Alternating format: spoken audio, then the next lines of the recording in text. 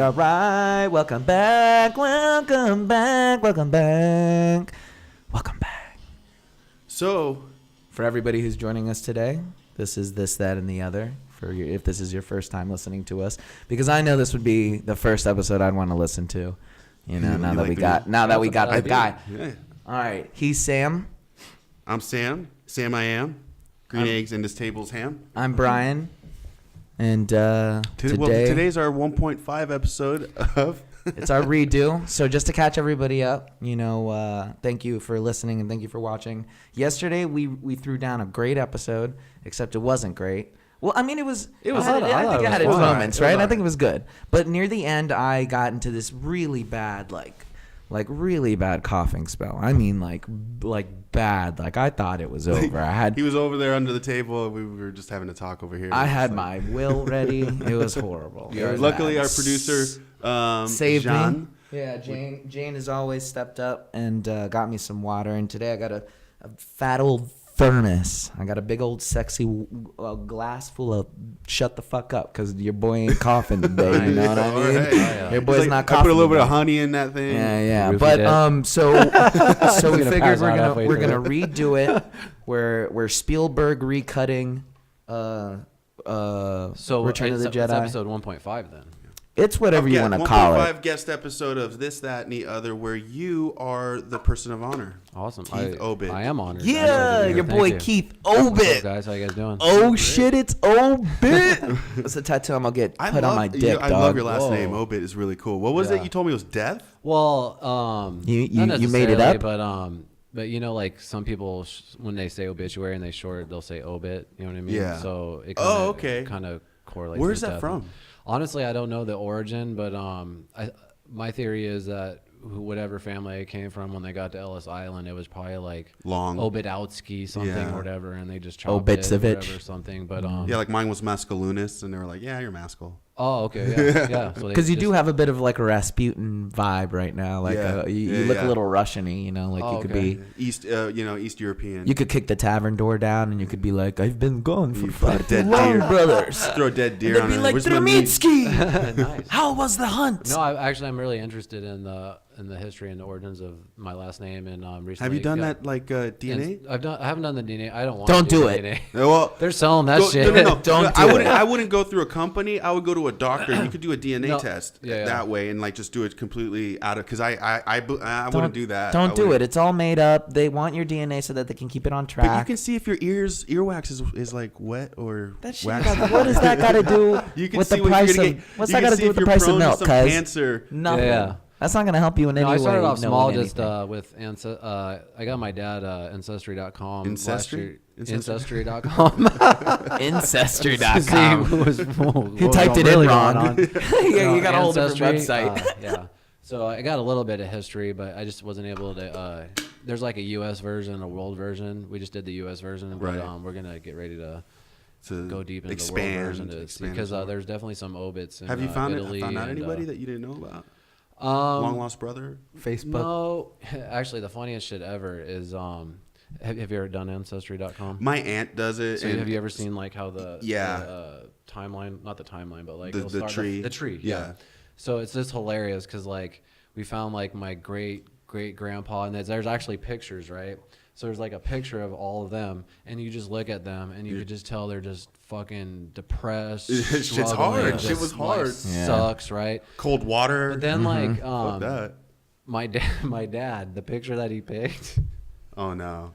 It's literally him with the biggest smile on his face with a pixie cup, like he's at a kegger. Nice. But it's just hilarious because you see like all these old people from my family just struggling all this it, and then all of a sudden you see my dad and he's just like, it looks like he's at a kegger. Like he's chilling. That's baller. It's just it just cracks me Dude, up. It's so fucking that's funny. pretty cool. Well, Keith Obit is not only a good friend, our number one fan, because he's the only one who's not a coward and actually likes our stuff. I'm talking to you, Mom and John, you cowards. Actually, yo, bro, because we're gonna hop into it. You know what I'm saying? We're gonna get into it. But Keith is an actor. He's a musician. He's a sex idol. He's just a very good friend. And it's just a real pleasure to have you on the show, man. No, I'm honored to be your guys' first guest, and like I've told you guys before, I'm very thankful for you guys always having me over and let me stay here when I'm in You were LA, so comfortable with the nude shoot too before all this. I didn't expect to get you out of your clothes that easy. That was my favorite part. Dude, it barely left our mouth, and you were like, yeah, we didn't even have to bring it up, bro. It's almost like I didn't know it was the real maintenance guy that was coming over. I thought he was part of the shoot. Oh yeah. Dude, when he came to clean the pipes, he was here to clean the pipes, dog, not to clean the pipes. I heard you. I was like, fuck. All right. You were like already had the mustache. You know what I'm saying? I smoke a lot of weed. So I met you through him, and so how you probably just walked in on me on the couch, right? Yeah. That's how I met you. I was just like, holy shit. I was cracked out. No, I thought you guys met before in Arizona. Well, we were on that set, but we didn't know which is weird. Yeah. We were on a set, and actually, you know what's funny is I have pictures from that set, and you're in them, like in the background. Well, you know what I mean? like I took a picture of like two other people, and you're like, and you're talking to a ghost, bro. I'm just talking to nobody. Yeah. So just check. Okay, I was just making sure we got audio. Oh, for sure. Oh, the headphones are they're Beats, so you know how Beats are. Yeah. But how did you guys meet? We met on the set of Erebus, made by the great Sheila Patterson.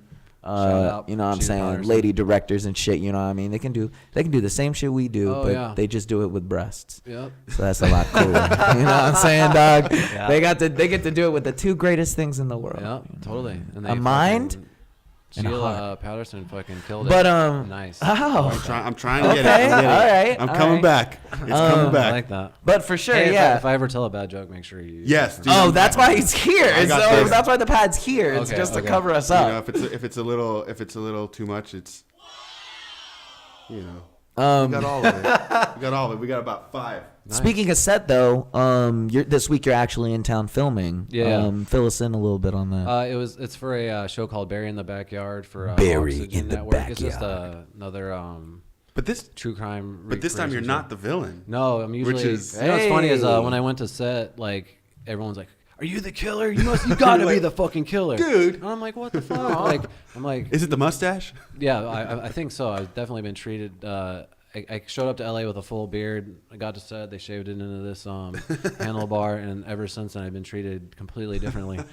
But finally I'm actually I played the victim's brother, but it's always fun, but at the same time kind of emotional because it is a true story. Yeah. So it's weird because some of the last scenes we shot was the title of the show, which is Buried in the Backyard. So it's literally, forensics. Police and stuff like that, and they're digging it up and they're coming over to. So you're having to be like, oh my god. Well, yeah, not just that, but this actress that I worked with, her name is Lynn. She's actually a stand-up comedian. She's actually playing in the Belly Room Sunday night at the Comedy Store. Oh wow, yeah, very cool. Yeah, and what's her full name if you want to plug it? I can't remember her full name, but her name is Lynn. I just met her. Just make it up. Make a fake name up. But that was the first time in the Belly Room. What's that? You were telling me it's her first time. It's gonna be her first time, which is awesome, dude. Yeah. I can't believe I like meeting people that are. I know. Right at that door. I know, and I respect comedians more than almost. I have like just this huge. I'm just a huge fan of comedy. I love the process. I love the writing process of it. So when she told me that, I was like, man, that's so badass. Yeah. But not just that. The scene was like, they find the bones, and then literally like one of the forensic police officer or whatever comes over to tell me that we found the bones or whatever. Yeah. And she was my sister, and we did like 5 takes, and every take she was bawling, crying every time. Yeah, it was insane. But like because of that, like it almost like started making me want to cry and shit. So like honestly, talent. If it wasn't for her, so I was like, did you give them your real? Like they're getting some extra awesome fucking footage right now, and like no one was even honestly acknowledging it, which is odd too. Like because you're the actor standing next to her going. Oh, yeah, I was honestly blown away. Like I've been doing this. I've only been doing it for a couple of years, but it was like it was only like a 30 minute scene that we shot, but each take she was able to dive deep. And then she looked at me and she's like, actually, I find it easier to do the dramatic shit than the comedy shit. And she's a stand-up. Really? Well, here's the thing, though. It's a lot of, they say, you know, you can't be a good comic without being like self-loathing or like having some type of like, yeah. And so no, it's she very dug deep. easy, like, you know, I mean, to be able to just switch that on and probably. That's why dramatic actors that just do drama have a hard time going to comedy, and comedic actors. I honestly think comedy would like. Don't get me wrong, like I love being goofy and funny all the time, but comedy seems like the hardest thing to shoot and film because it's all about timing and like it's kind of cheesy when you're doing it. And comedy is the only thing that the taste changes, because drama's drama. Drama has been drama for 30 years. Horror's been horror for 30 years. The taste of comedy is always like, you know, the 90s was completely different than the fucking 2000s. Mm-hmm. Judd Apatow and all that shit. And then now, like comedy is. You know, what is comedy now right now? Yeah, comedy's been really weird. I don't think I've even seen a good comedy it's been like, in a long time. It's just a bunch of failed like fucking it's not like the Liars anymore where it's some fantastical thing. It's more like real world shit anymore. Liar's not real world? No, you know what I mean, like The Mask, real over the top, and now it's more you know, my kids are going to high school, cock blockers, like I don't want them to, you know, it's more I don't know. There's no fantasy to it. The fantasy is, I guess, the parents are doing crazy shit. Right. Like, it's meta is what it is now. It's everything self-aware of itself. Like, oh, look at the realities of your problems and of your life. Like, you know, Life of Dan or Cockblockers is a good one. Like, even Neighbors. You know what I mean? The Judd Apatow is a perfect, like you were saying, is a perfect example. There's this transition, even as far back as like Freaks and Geeks. You know what I mean? There was this transition in comedy where it became more about the Louis C.K.'s and it became more about like the Seinfelds, and it's like, look at these situations that we're finding ourselves. But there was a period of time where it was just like hitting your head and just like slaps. Right, exactly, you know what I mean? exactly. So but the thing is, a lot of people forget that Dick Van Dyke was a self-aware show. Like Dick was self-aware at points within that show, and some of the humor was derived of that. Like, and so like it was still very slapstick humor based, but like. Look at Mr. Ed. Like, that, I think, is the perfect example of still being fantastical. And still being like, whoa, like a horse that speaks. That's insane. Like, that's insane comedy. Like, that's crazy. It's like ventriloquism or like, you know, puppeteering or stuff like that, you know. But then it started changing, you know, technology started. And it's technology, really, you know, once the technology kicked in and people became more connected and more, you know, that brings a whole self-awareness. Somebody who has a foot fetish for something is like, oh, hey, you got a foot fetish too. High five, my guy. Like, well, that's what the self-realism makes, in comedy, makes it more relatable to people too. You know what I mean? So when it's self-aware, so like people relate to it more. So because so like it's again, like, oh shit, I know what they're talking about, or like, exactly. You know what I mean? Like bringing it back down to like Ace Ventura and shit like that. It's like, how do you can't really relate. You can't relate to that. But yeah, it's funny. But it's funny. But now like comedy. That's actually a funny movie to think about now. Yeah. About how like the trans. I know. I mean, they said people get, because you know nowadays, like you look on the Facebook and that movie everything. could not come out now. Yeah, everybody gets angry about. They're like, oh, everybody's rewatching Friends. Literally, Dan Marino just disgusted because it's a. I know you can't bring past shit up like that. No, I know. No. Why I mean, though? No, you can't. Why though? We can. We can't. I mean, I just mean like you can't knock them a tier down for doing. Oh, I know. It's a time. That's just like Blazing Saddles. Fun of them, but it's just funny how the times change. Yeah. I mean, it's all still time funny. relevant. It's hilarious. Funny. But there's people out there that just get butthurt now. Some people are just so like they get so hurt about it. Like and you said this one time 10 years ago. Oh my god. Like, bro. I can't rewatch Friends because it's offensive. Stones will break your bones. But that's they need to bring that back. They need to bring that back. Yeah, they do. But that's pretty cool. Really, really awesome. What's that going to be premiering on? So we can plug that. Actually, I didn't. Is that Oxygen? Oxygen. It's Oxygen. I'm not really sure when it comes out, but they were talking on set. I guess maybe is that a few Oprah's months fucking? No, Oprah's is legit Oprah. It's just called the O, and then like it was Oxygen. I don't know. That's funny you said that. Maybe I don't fucking know, guys. Sorry. If we had a Oxygen Jamie, is a lot of the true crime. They do a lot of the true crime stuff. Yeah. So it's like a huge kind of popular genre right now. Well, today's show is sponsored by water and weed. The two things that keeps you going and moving. All right, Samwise Gamgee, how was your week? My week. It's been rainy. My week's been all right, though. You know, keeping up at the gym, going to work. Work's picked up a little bit, so I'm not so stressed. So, you know. Do you have a long travel to work? What? Do you have a long travel to work? No, I just actually go right over the canyon roads right here. Right over the hills. I was thinking about that today for some reason. I was like, "Does he have a long drive?" Yeah, I could just pass Crave and just keep going, and I go over the canyon. I'm on Sunset, and there I am. Oh, nice. It takes about 25 minutes. That's cool. That's not bad. Not bad at all. No, I mean, week's been, trucking away. Oh, I'm writing. I'm writing again, so that's been fun. Nice. I'm, deep in the guts of it right now. Page 25. Oh, Yeah. that's a good sign. Yeah, like. Do you do it freehand or type? I just type. Type. That's Yeah, nice. I just start typing. Do you have a like a program, or do you just do it off like Final Draft? Final Draft. Yeah, that's the norm. That's just the industry. So does it plug things in and everything, or it just makes it easy. So you just hit tab. It goes over to where the name should be. You hit tab again. It goes down to the dialogue. Like it's all. Cool. It makes it real quick shortcuts. So and once you figure, after a handful of scripts, like it's just all secondhand at that point.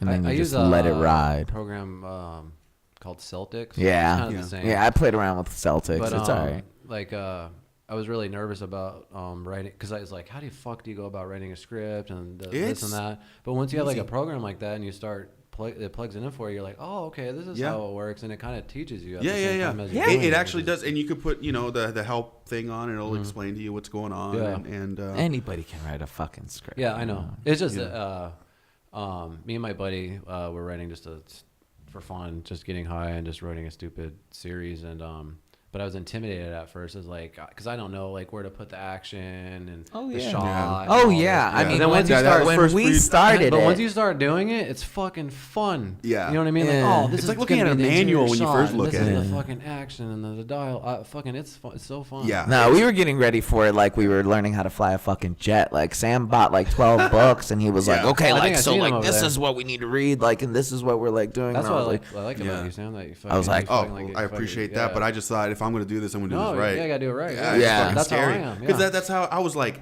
It seems so huge, so crazy, and I was like, let me get the manual for it. Yeah, but you don't want to like and then hand it out to somebody, and they're like, well, who's this fucking noob? You know what I mean? Well, I mean, obviously we knew we weren't going to be Picassos about it. No, I know. You know what I mean? Yeah. Like, but and it's only going to get better once you get out here, right? Just learning the little rules. It's but like just baking to a get cake. it. I always told people, I was like, look, writing a book is like cooking. Mm-hmm. Writing a script is like baking a cake. There's rules. Like there's like you have 2 cups of this. That's a good. It's just learning the overall story structure, like, because I'm naturally just telling a story is almost different than writing it down, because you can be almost sort of all over the place, but naturally if you're good at it, you hit your certain points without even knowing it, even as young as a child. Like, but when you sit down and you start like trying to write it down and be like, oh, like this is the. That's when you're just like, oh, wait a minute, like, hold on, like, why isn't this coming out right? Why does this? And it's just good to go look at other scripts. We were downloading scripts from the internet for like. Oh yeah, I did that too. Like read other ones just to kind of get a. I bought Alien script. I bought a couple. Alien script. We had the cool reading them. The Inception. Yeah. Oh yeah, it's like great. Do you like so when you write a script out, do you outline it first? Me and my buddy did. We just had this stupid television series we wanted to do about being extras in Phoenix, and before we found out there's already a show called it. But we actually like had. But I'm sure yours would have been different. It was actually way different. But we had like ghosts, 6 different like where we're going and this is gonna happen. You know what I mean? Like, because we had the general thing, and then we actually like started writing the dialogue and filling in those things, and we got to like the 3rd act or whatever. You know what I mean? Yeah. And, I compare it to like. Honestly, like I was saying on the other podcast, writing music is the most fun I ever had in my life with my buddies, and I compare actually writing a script with my buddy, the same thing. We would just get high as fuck, and I had a big old monitor up with the program up. Just imagine this new world. Yeah, and we would both kind of pace up and down and just spit back ideas, and then if we both kind of agreed to it, we'd both go up and type it in or whatever. And it's a good time. Yeah, it was a really good time. It's making art with the buddy. Totally, yeah. And shit, we did that a couple of years ago, and we kind of gave up on it because, like I said, there was a life. No. There's a whole show. The extra show. Yeah, you guys didn't have another idea like on deck? No, I do. I just got inspired by I can't even remember the fuck it was, but he mentioned about how he writes a page a day, and so that's 365 pages. Who was that? Because I know. I think he's an actor in Phoenix, actually. Like, he has an actor studio in Phoenix, and he like wakes up early. I'm sorry, I just. I do that on my podcast. This is the reason why we have a second take. No, okay. I did on the last podcast. No, but I also listened to a guy who said you at least give yourself 10 minutes a day. Yeah. At least. Yeah. And if you can at least give yourself 10 minutes a day, sometimes you get on a roll, and then next thing you know, it's half an hour. Yeah, totally. But every day is the thing. It's all about I realize with everything it's about consistency. Yeah. But I'm not even a writer. I just want to do it just to kind of be a creative, and eventually maybe a few years. But it feels good. But if it does feel good, and it's another just creative outlet. You know what I mean? Yeah. And writing's cool. I'm just kind of doing this stupid thing called Keith's Obit. Okay. So it's like Keith's like my Obit. You know what I mean? And I was telling Bryan about it the other day. That's a good title. I like that title. But it's literally just it's not like it's like a Louis ripoff, but not his world. It's my world where I'm in Phoenix. Right. I'm this struggling actor. Right. I'm constantly just like getting fucked over. You know what I mean? It's real things that happen. Yeah. You know what I mean? Yeah. But also kind of like making fun of the Phoenix acting scene at the same time. You know what I mean? Okay. So, Yeah. I just thought it'd be a funny series, and then now that I got a legit camera, I thought like, well, maybe if I keep writing this and I, learn the camera and the editing, maybe in a couple of years I can actually, and I have the resources. He said it when he said a couple of years. No, I plan my shit out. No, I know. But when he said a couple of years, I was like, what? Like a couple years? Yeah. Shit, but like, I want to like really, I want a year of fucking pre-production. Like, Well, I don't first of fuck all- around. well, You know first what I of mean? all, I want when I do shit, like I want to go turn to a page and go, okay, guys, we're on shot 1C. The lighting. No, guy you guys sets are his you shit guys up. are very This guy similar sets in on this guy. that This in guy that does manner. you know what I mean? Yeah. I'm not gonna show up to a spot and be like, and everyone's like, we're gonna put the camera. But here. see, right now you're learning it by doing your podcast. Totally. Which shout out to Exactly. your podcast. Yes, thank you, sir. Oh yeah. And YouTube.com. The podcast. Yes.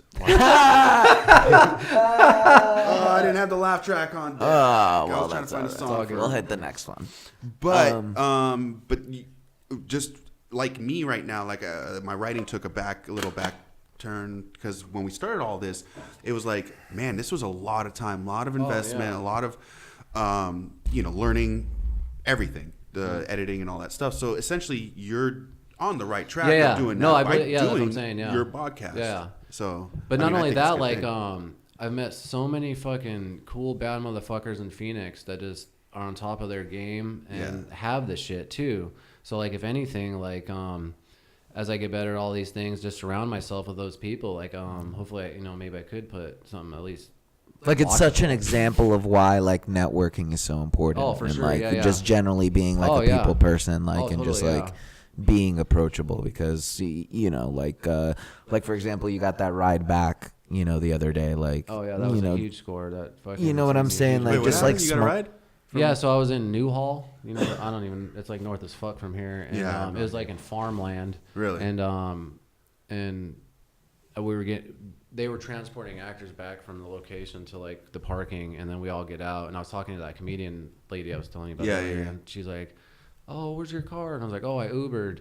And then everyone's like, "Oh, where are you at?" And I was like, "Oh, Sherman Oaks." And this dude's like, "Oh, that's where where I'm at." And so he fucking totally cool, fucking gave me a ride, and then we totally fucking. He didn't touch your bunghole or nothing. No, yeah, totally. No. Well, duh. No, I he didn't even have to ask. He was just like, hey, He was already ready to go. If you're getting picked up, that's your Yeah. Grass, ass, or it's cash. definitely a rub and tug. You know what I mean? Yeah. Like, it's But cheaper than the Uber. But I mean, there you go. You know what I mean? Like, and like all the stories, like. No, he lives right around the corner, and then Does he want more hand jobs? yeah. So So he's no, like, he was just a really nice dude. He's like, and, anytime you want to I stay, smoked yeah. him out But no, that's and- what I mean. Like, and I've noticed a lot of your stories. You know what I mean? Like, No, everyone's they cool as fuck. start with that, where you're like, hey, I was just talking to a guy, and I was Yeah. like doing this, and And then before you know it, bam, So like, it just when we got out here, like we were prepared for the most part. For the most part, like we kind of knew what we were what do you getting mean, like, into. prepared for what? Well, we okay. Again, it was kind of like, if I'm going to do Because this, it seems overwhelming as fuck to move out here. It was. So I mean, tell that me- we did a you guys year. tell Like me, though. we We took did we did a year. Remember, because we hit that year mark, and that's when I started freaking out, and I was just kind of like, dude, we need to do this, or we're not. I was like, I'm gonna do this. Yeah. Like, and he was like, okay, and so that's when we put it in 100%. Like, so we did. So you committed like a year before that. Yeah, I think it was a little more than a year. I remember it being a little more than a year because I was like, look, before I leave, I had a lot. I'll give you maybe for sure. Whatever. I mean, we're not in court, but I mean, it was at whatever the time was. It was at that point we hit that mark, and one and a half. I remember we hit that. Sold. I remember we hit that point, and we were getting close to that point because I told him specifically. I was like, and I remember it. Okay, I'll give you almost like a month and a year and 3 months because after I told you that, that's when you were like, okay, and then because I had to finish my backyard. You like cleared everything out. The stones came through. We took our trip out here. So yeah, about a month and 3 things. But I mean, we were there pretty solid. We were like 1 year. But like we definitely. I had to plan. I had a lot of stuff going on over there. You know, my own house. There was a lot of things I was just leaving behind. So I needed to make sure I sold this car. I had all these things. I had a lot of setting up to do, and but at the meantime, I didn't want to come into it not knowing what was going on. So we were taking trips out here. Yeah, and we YouTubed it and the books and just like in trips to like look for a place to stay. Yeah. Well, would you stay here or would you drive back to live here? Like no. I mean, like, would you come out here and stay in a hotel? No, I would. I would come out here with what's her face? Kristen. Yeah, but I mean, we came out here. We did the Airbnb. We came here and we're like looking at places. Like we scouted. He at one point had a map up where he was like, okay, like look, like these are where the studios are at. Like these are where like we're gonna be at. And we were like, okay, cool. And we were digesting, or at least I was digesting every. Did you kill yourself? Did you hear yourself? I broke the letter. Oh God.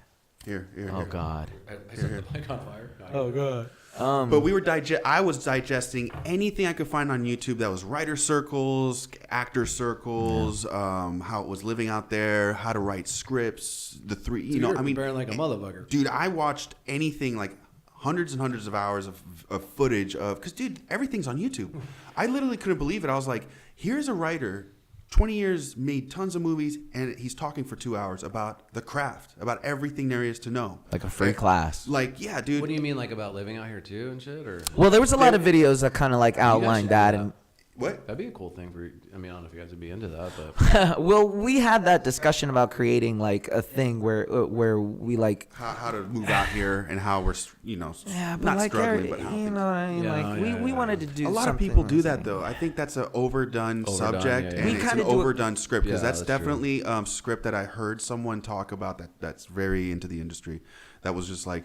They don't even look at those anymore. Oh, I moved to LA and this is that comes back in like 10, 15 years. That's true. Like and this is kind of a form of it, a long form in the sense of like we kind of touch upon like we touch up on what we're doing for sure, but I mean it's not about that, But no, I feel you. No, I mean, but we did research and we just kind of we looked at the price index and we were just kind of like making. And that year really helped me out because I was able to find the job that led me to get the first job out here. Yeah, so you found a job that would transfer you out here. Exactly. And luckily, I had a job that was And then you found a spot and then. Pay deposit and then we sold the car. I sold the car. He sold his car. His spare car. I made sure I had someone that was going to be moving in at a certain point. They couldn't move in time. Are you talking about your house? Yeah. Unfortunately, there was Austin and all that bullshit that happened. There was a guy and his squatters that entered my house. So there was like a lot of stuff that happened like on our way to get out here. And then when we got out here, there was no AC. In the first unit when we didn't even check to see if there was AC or not. I'm coming from Arizona. Everything has AC. So like we're like, yeah, sold. Oh, it just literally didn't have one. Yeah. So we had hit that point where we were like, we need to do this now, like because we had to do it. And so the first people that were like, the Korean people were like, yo, let's do it. It was like 600, 700 square feet. You remember? You came by. You know what I mean? Didn't have AC? No, it had fans, but no, it was midsummer. It was like a really hot summer. It was really good. But it was fun. It was crazy. It was interesting. We were over some crazy trap house. No, it was we had our cool fucking neighbors. All them cats. Shout out to those them. Guys They're gonna be coming onto the show. Yeah, those guys. They know. But no, it was. You do it eventually though. It's like you have to throw the kids into the pool. That's my theory always. That's how my mom did it. But you can't half-ass it because millions of stories of people, or thousands, I guess, of people coming out here unprepared. Oh, for sure. That's unprepared. Yeah, well, I came out here like a fucking I've scoundrel. seen people from Phoenix come right back, or. But see, again, you got to make sure you have a job. Yeah. I mean, if you're going to 100% commit to live out of your car, then. But you also have to I notice people will come out here and then get more caught up in the job to survive out here than that was the point that I hit. That was the point that I hit. It's like, fuck, you came out here for this. Yeah, that was literally where I was at about a year ago. It is tough. You got to find a job that's flexible, and then you just kind of either work around that. Yeah. And again, a lot of people end up, come out here, live out of their car, and they do that for a while. Oh yeah. Hell, if I knew that it was or tents. Yeah, tents. If I knew that it was like this out you here, brought a tent? I would have already been out here a hot minute ago, like a fucking little savage. Like I would have been out here. But see, then, and again, I feel like a lot of those older cats that live in tents did the same thing. Exactly. And then you get stuck into that world. I mean, there was a now they're on heroin. Yeah. All of a sudden, it's like, oh man, one night it's kind of cold and you feel real shitty, and someone's feeling great, and you're like, hey man, give me a hit of that. Yeah. And bam, next thing you know, I'm the guy on the corner, hungry. But I spelled the G backwards. Hungry, Yeah. But no, I mean, there was a point. The country, Hungary. Yeah. But I hit that point. I know exactly what people are talking about. Like, you're so concerned about, the job that you have there, and like, how you're gonna make ends meet. You just got to know that it's gonna be such a commitment. But exactly. People do it with families. They do it with. I mean, it's you're able to do it. It's just that it's that 120%. Some people have. Out here? Yeah. So yeah, that's what I think too. So when I'm out here, I'll just see random dudes and I'll be like, well, he figured out how to live out here, and he figured, you know what I mean? So like, people figure it out. And there's like a lot of people out here, it's not. Yeah. Because when you're in Phoenix, it's like, oh my God, it's so expensive and this, and like everything's thrown at you not to fucking move out here. Yeah. But then like when you're out here, I know it's rough, don't get me wrong, but you see just human beings, and they're like, well, these are people that everybody, you can always, there's always it's just more compact. Yeah. Everything's for the same price out in Arizona, you just get more space. You kind of gotta. Well, you definitely got to sacrifice. You know what I'm saying? No, I mean, right now, because I don't have my nice 9 to 5, and I don't have my financial job. Sure, and, my finance job, I work by the skin of my teeth. I make sure. I mean, I have rent and dog food, and then so that's the real. I mean, true, it is a struggle. That's actor. Why, a lot of people shit on people in LA and stuff, but I actually there's respect there, because a lot of people that are here are sacrificing because they have this something inside of them that just needs to get out or whatever it is, and it makes them come here. Yeah. And there's people that live their whole lives that want to do that so bad, what you guys are doing right now, and they fucking never did. You know what I mean? And I don't know. I just I think because they can always go back to you could when things are tough. It's easy to be comfortable or whatever. You know what I mean? But I got my 60s to be comfortable at. That was the way I looked at it. Facts. Yeah. You know what I mean? It really hit a point. You know what made... And because I don't want to take too much time on us, but finish your thought real quick. I was just going to say, you know what changed my mind to move out here was I was very comfortable. Oh, my God. That was literally what I was about to talk about. Oh, my God. We're getting there. 3.5 years later, we're getting there. But finish your thought. I gotta grab the charger from my computer. All right. No, so the main... I remember the day I thought about... I got to change. I got to do something, and what did I want to do, and it dawned on me. I was sitting in my backyard, morning time. I got my coffee in my hand. I got a smoke. My yard's looking nice. It's pretty. Birds are there. I got my nice house. Everything's... Yeah, there was a hole, but I was working on it. And my job was half a mile away. Shit was easy. I had a fucking easy fucking life. And I realized it's been easy for a few years now. And I was like, dude, I can get caught up here. And next thing I know, I blink. I'm 65 years old, living my easy life, having an easy time. But I didn't remember my last 3 years pretty much. I mean, I did, but it was just kind of like... The same? Easy drug-filled... No, there was no... No, it wasn't like that. A big long Coke binge. It was boring. Sorry about that, guys. It was a boring blur. That's literally what it was. And I sat there and I was like, I can't. Yeah. I can't. I got to fucking mix this up. I'm fucking young. I got to mix this up. And then I was like, what have you always wanted to do? And then that's when I thought, I'm a huge fan of movies. I love writing and this and that. And then like, and then we met right in the middle of the fucking kitchen. I lived on one side of the thing. He lived on the other side. We came in there in the middle of the kitchen one day, and we were just started talking, and we were like, you know what? What are you talking about? Well, about coming out here. So I had the idea. I thought you meant how you like originally met. Oh, that's another story. I don't want to take too much time about that. No. But I'm saying like when we first like when he had those thoughts, I was on the other side of the house, like thinking the exact same thing. And you guys were living together. Right. Well, he was my landlord. I was paying him to live with him.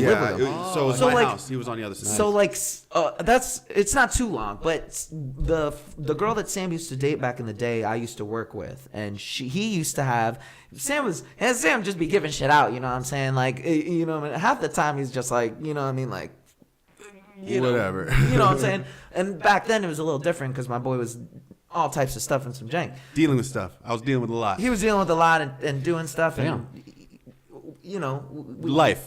Yeah, you know what I mean? And so, so I was out of my place, and Rob, big shout out to Rob, who's out of New Zealand. I love you, Rob, by the way. He's been listening to us. Big shout out, you know, having a great time. And that's another great story of a dude who did what I would love to have him to talk with him. Like he's great. He's a nice guy. He's a really good guy. I mean, his change though. It's like it's so amazing. Like when you encounter people and like you try and talk to them. We kind of grew together. There was it was a growing period for like it was a weird growing period for all of us. And we all like Rob even he was like, I'm going to New Zealand.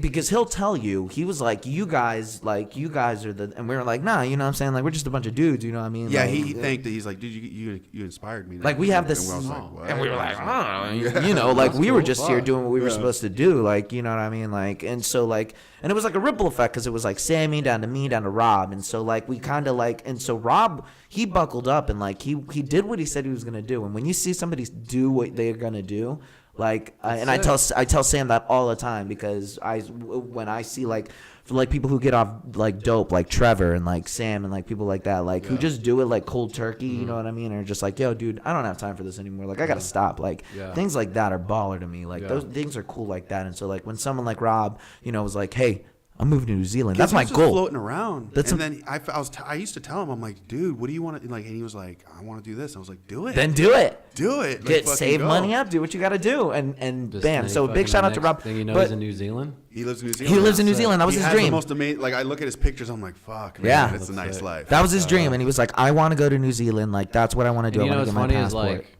it's not actually funny. It's sad. Like millions of people like have that thought, like that'd be sick to move to New Zealand, and they'll never do it. Crazy. You know what I mean? Crazy, right? And so it was nuts. And then Rob, you know, thankfully, he was like, well, you know, come here, and he asked his old girlfriend instead of asking Sam, and she was like a giver, God bless her too, you know, Sarah, you know, who was an angel, because again, none of this, in my opinion, and I was hating on you on the first podcast, because Sam was like, oh, I could have done all of this while I was at home in Arizona, and I was like, oh wow, I didn't mean it like that. I meant it more like I sounded like a jealous girlfriend, you know what I'm saying? No, we didn't mean it like that, you know what I mean? But I thought that was some funny shit. It was great. I loved it. But it was great. But I firmly believe, you know, if it hadn't been for Rob and Sarah, you know, I would have, you know, who knows, right? Who knows what would have happened, because the goal would have been eventually to be out here for me personally. But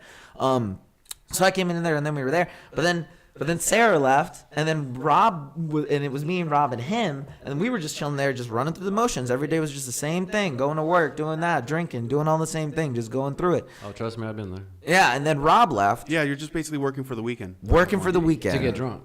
Yeah, because the week sucks so bad from that work. Yeah, exactly. And then now your Monday sucks because you're. Yeah. But story in short, we were both there, and we'd been living there for about a year, I think, at that point, together. And it was just us in the house at that point. And finally, he had those exact same thoughts, and I was having the exact same thing on my head. And I was like, what am I doing? Like, you knew what you wanted to do. Like, let's just go the fuck to California and get, you know what I'm saying? And then, you know, like a fading, you know, meeting of the goddess. Like, we met right there in the middle of the thing, and our call to adventure was like. Yeah, we were talking. We were like, we should just fucking do it. Like, you want to do this? Like, fucking, and we were like, okay. I think it's the baddest shit in the world. Like, I think it's so fucking cool, like when people do that. You know what I mean? So Yeah, you're doing it. You gotta do it. Well, yeah. I mean, I'm doing it slowly. You're playing it really safe. Yeah. You're playing it, but I admire that too because it's almost more dedication to fucking actually consistently come out here for. And dude, you work more than people that I know that. You work more than dude. I'm over here trying to do what you're doing, bro, and you gank it out like on a regular basis, like. You know what I mean? So it's impressive. We're a table of impressive motherfuckers. Like there's some people who are listening right now who don't get it, but we're kick ass. I mean, and I'm down to say it. As long as you're trying. As long as you're trying and giving your best. So, but enough about us. Let's get in a little into our boy Keith, dog. Like my guy. Let's get into some shit, dog. What's up, B? Hold on. Would you move out here? Yeah, I would love to move out here. But like I said, it's absolutely no rush. I don't know. I just have this. Because I'm sorry. What do you do in Arizona? Like, what's your job? Like your day. He's job? A full-time actor. Like he makes his nut off of acting. Yeah, I do actually. I just I figured it out. Sometimes some months are dog shit compared to others, but I was lucky to score a few gigs that were able to help me out financially for not like big time or anything, but like for a few months here, you know what I mean? So that's cool. So a few months to is take care of rent. Another gig, and do any of those have royalties that you keep getting? No, I've never got a gig with royalties, but not even for the Far Cry commercial. No, that was just a flat out fee. But one job that I do occasionally is hold on. You said doo-doo. He said doo-doo and he missed it. But because we're serious, this is a real interview, dog. And I said it during a dog story, but it's because I walk for Rover. You know what Rover is? Yeah. Oh, where you walk other people's dogs? Yeah. That's dope. I actually only have like 2 clients or whatever, but there's this bulldog that I'll walk sometimes. Damn, that's cool. Month, so I'll just go do that. It's really easy. And it's like I know a couple of people. Was it Paw? Yeah. That's another one. Yeah, there's another one too. They just do a few of those a day or it's not bad. Yeah, actually, there's an actor out here that gave me that idea. It's one of the very first times I came out here. He was an actor from Phoenix that I stayed with, and I went on with him when he did his Rover job. I was like, this is fucking easy. He's just walking a dog and fucking pick shit up. Yeah. And then get a little exercise in the meantime. Yeah, exactly. Get exercise and shit. And so right when I got back to Phoenix, I signed up, and my client is like this fucking badass doctor and shit, and he has this really cool bulldog, and like I actually care and love this bulldog now. You know what I mean? Yeah. You get attached to these. It's not like a full-time job by any means, but it covers some little bullshit. But you're an actor. Your goal isn't to be out there working a 9 to 5. Your goal is. So you're worried that it opens it up for like if I have auditions. Yeah. Like I can go and walk them. If I have to walk them, I could do it any time during the day. You know what I mean? So if I have audition, I could do that before or after. So it's great. It's really this new technology where you can just go do things like Postmates and like DoorDash. Yeah. It's way different. Yeah. I mean, it's a different version of being a taxi cab driver and a waiter now. But I mean, for sure, you get to control your own.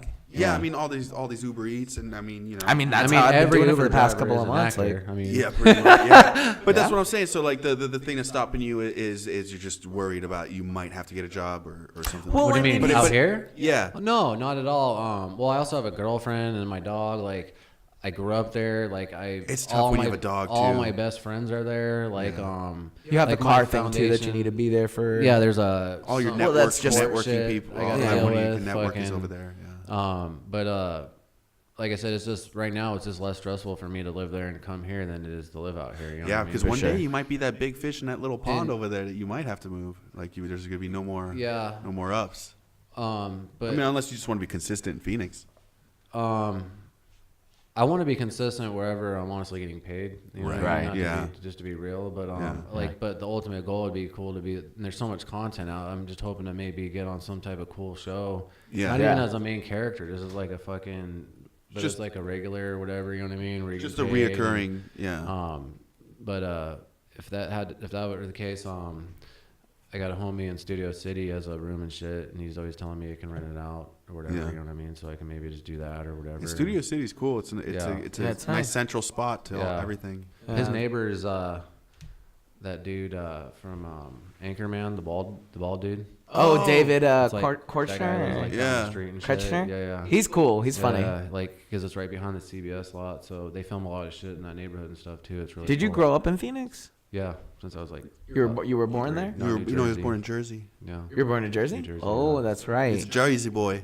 Do you have a good Jersey accent? No, I never had that. No, because you were a kid. Like you Mom went and Dad in kind of 83, did. right? What's that? You moved to Phoenix in 83? 82, 83, yeah. Yeah. So I don't. I've read your honestly- IMDb. Hey, sounds nice. familiar. Did research. I like that. I don't really honestly remember a lot. Do you have any brothers or sisters? Yeah, my sister. Yeah. You got your sister? She's older, right? No, she's younger. She's younger? Yeah. So you're an older sibling? Yeah. You did a lot of music, right, when you were younger? Yeah. Did you do any talent You shows? still wait, hold on. Any what? Any talent shows? Yeah, when I was in 4th and 6th grade and 4th grade. Actually, this is a funny story. So me and my best friend, he does tattoos. He kind of reminds me of you sometimes. Nice. Where does he tattoo at? In Phoenix. I forgot the name of the shop. I haven't talked to him in a very, very long time, but we were tight in like elementary school and shit. But we choreographed a dance for the 4th grade talent show to Ice Ice Baby. Baller! But this is the cool thing is my sister was in kindergarten, and you guys know what transition is? Like, So like, Well, if the you- 2019 Male to version of transitioning, or No. So like, it was like a grade. So like, there's kindergarten, transition, and then 1st grade. oh, so- no, it's pre-K, So kindergarten. no. So what transition is like, if the teacher was like, "Oh, your kid's like got anxiety and shit," then they're not ready for 1st grade. So we're gonna put them in transition.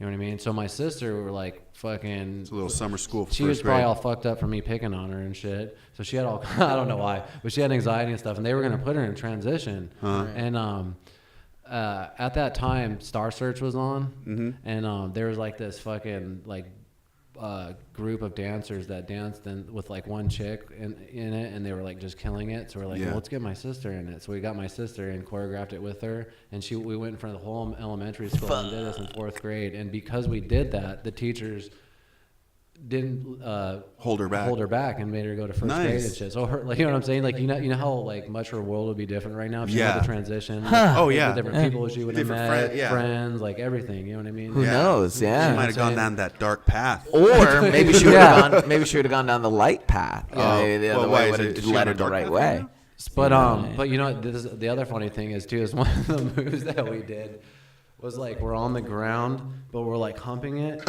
but we didn't know like what You it thought you were was. doing a the worm. content. But like it's funny because I actually watched the home video of this just the other day because I found it, and I'm actually going to put them on some of the podcasts at the end of the bits, you know. But there's like all the 6th graders are sitting in the front, and they know what it means because they're like when we're doing it, they're looking over at the teachers and the people like oh my, like should we be watching this? Like what the fuck? That's awesome. But, then the 5th grade we did To Marky Mark. What was that popular song he had? Oh. You know what I'm talking about? Yeah. Do you think he's on Apple Music? No, it's the it's New Kids on the Block? One where he's lifting weights in the video. Yeah. We did it to the- that. Yeah. We did it with my sister, and then in 6th grade. Oh, it's the one that goes. Feel the vibrations. That's it. Feel the vibrations. That's the one we did.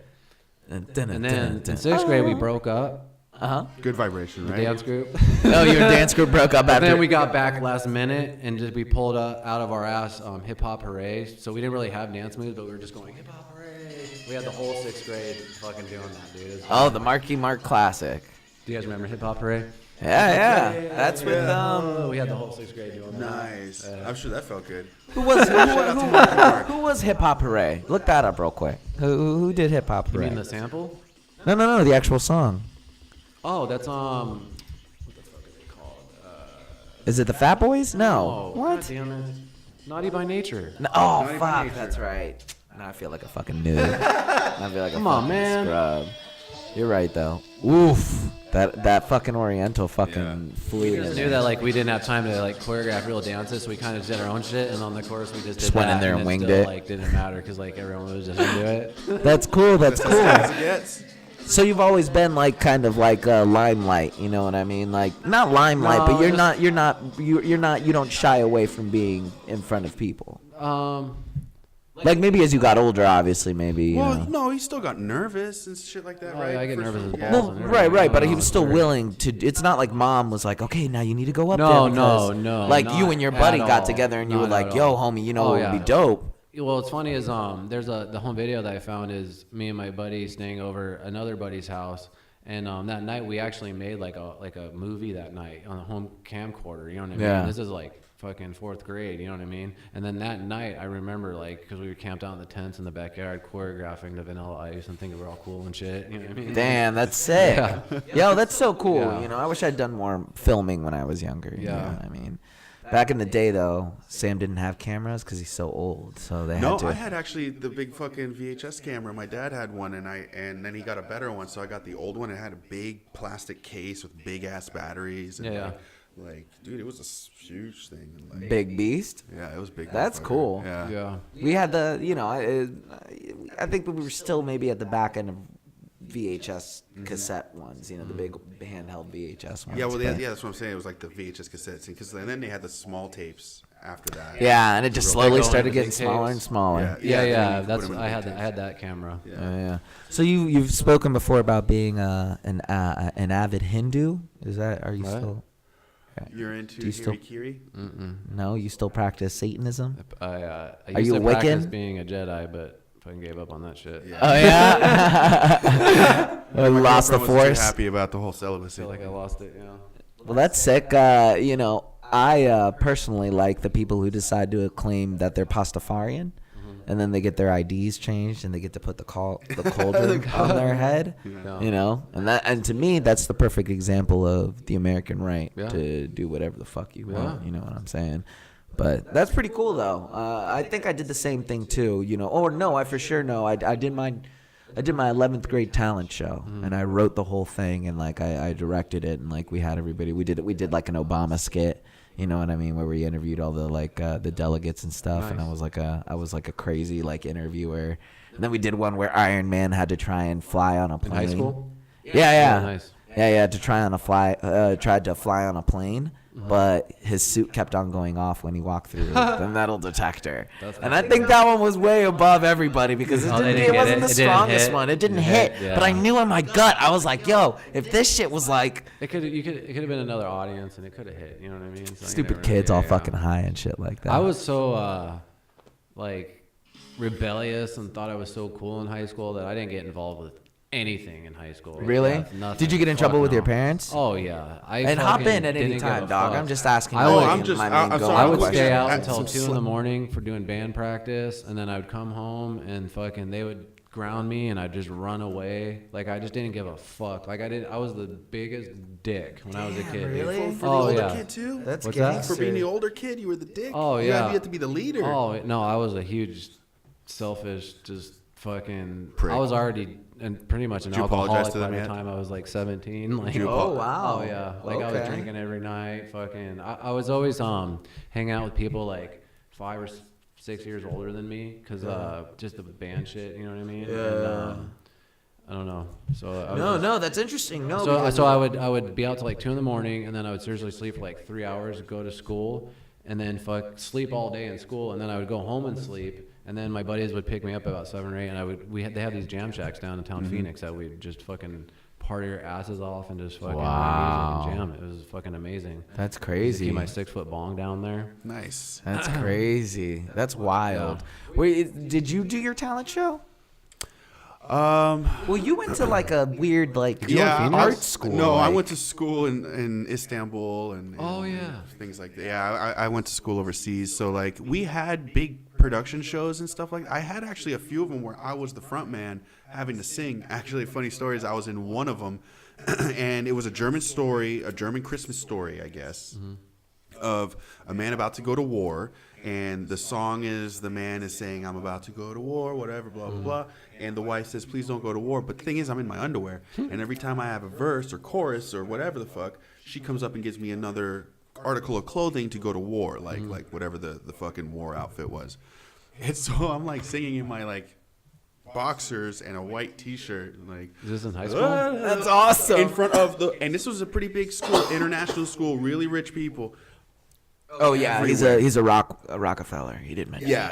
This is got high Rockefeller school? blood. This was grade school. Oh, grade school. Yeah, high school. I went to. I ended up going to high school in Phoenix, and I went to some Catholic school. The worst experience of my life. Did not do anything with that. Did you get your butt probed? And then Did you get your butt? Yeah. Dude, that's the only. Whoa, that was a quick Oh yeah. Jesus. He's like, oh yeah, they hit me with the ruler the wrong way. Yeah, it was upwards. It was weird. But Did no, you really but see any of then that I went to going an on, art. I went, huh? Did you really see any of that going on though? No. It was nothing just extreme. It's high school. They weren't hitting each other. Nothing. Nuns weren't hitting the kids. No, there was no nuns. It's just normal teachers. Was it just Brophy? It was St. Mary's. But we hated the Brophy kids. Fuck cousin went to Brophy. But I went to Metropolitan Arts Institute. You went to Brophy? No, my cousin. Oh, I don't give a fuck. No, I know. I just say it's funny. You guys. I was more into the Xavier girls. Like all I know. girls. Yeah. But no, I went to an art high school downtown, actually on Roosevelt and 7th Street at the time, with Metropolitan Arts Institute, and that's where I got like, oh my god, this is what learning is. And, Is that still there? They moved to 7th Avenue and Indian School. It's still there. That's Chiba Hut's right there now Yeah. on 7th Street, Roosevelt. No, not Roosevelt. Van Buren. Oh, Van Buren. Okay, where those old high school is, the old Phoenix High School. That makes sense. I was watching the fucking stadium get built. I remember when they were building that. Bob? Shit was crazy. It was cool. But anyway, that was a great high school. I like that. And but I did stand up. I did stand up a couple times at the school when we had these weird big talent things. Yeah. It was supposed to be like a performance art project, and I ended up just going up with a mic and making fun of everyone else's performance arts. Classic riffing. Yeah, I was just coming up with shit. That's cool. I think that's generally the for the most part. Like most people, like I don't remember being young and like a lot of people have stories where they were like 10 or 11 and they or younger than that, and they'd run out while their parents were having dinner parties and shit, and they'd be like, look at me, like I'm doing this goofy like shit, you know what I mean? Like, but I don't remember doing anything like that. Like, What? Like running out and doing goofy shit at like when I was like. Yeah, you always hear about like celebrities or like Jim Carrey being like, I was always performing as a kid. Yeah. You know, you hear all the like actors and that. stuff who were like, you know, exactly, like always on it and like. I was always I was always doing this. I was always putting a hat on and putting a skit on for people. Or, you know, I wasn't like that. It was more music, honestly. Yeah. Just practicing my guitar and trying to get my buddies to jam. What's your list of instrument power? What's on your instrument utility just like belt? guitar and drums, really. I don't know if you could do guitar, you can play bass. And if you can do the bass, then you can do the xylophone. And if you do the xylophone, then you can do a plane. Oh, Skin flute. so close. The skin flute, and then guitar and drums. Now, do you do that on your bands? I do. Well, my old band, I play guitar, but my new shit, I just pretty much do all the shit. Like I wrote the song for the podcast intro, so that's which was really cool. That was really cool, by the way. But, I did the guitar and bass on that. Yeah, which was really dope. So you're definitely always still into the music. I'm not as active, but But it's still there because it's always gonna be there. But I definitely need to step that up and be more. But see, what I like is like it's the same thing with me. Is that anytime I'm like, hey, I need a fucking intro song. Sit down and make it yourself. Yeah, like it's just nice to have that in the back pocket. Well, actually, how that came about was weird because I actually did not want to do my own song or anything for the intro. I wanted to have like a fucking rap song that made like it was all party. And I had a completely different idea. Like the Fresh Prince fucking intro. No, seriously, I wanted something like make it like more like pumped up or like more happy. And then the gunshot at the face. No, I'll tell you. I'll tell you about that. But the song, that song was just for like my solo project called Astrobit. It's like just my own shit. And I was playing that song for my drummer, who's actually one of the hosts on the show.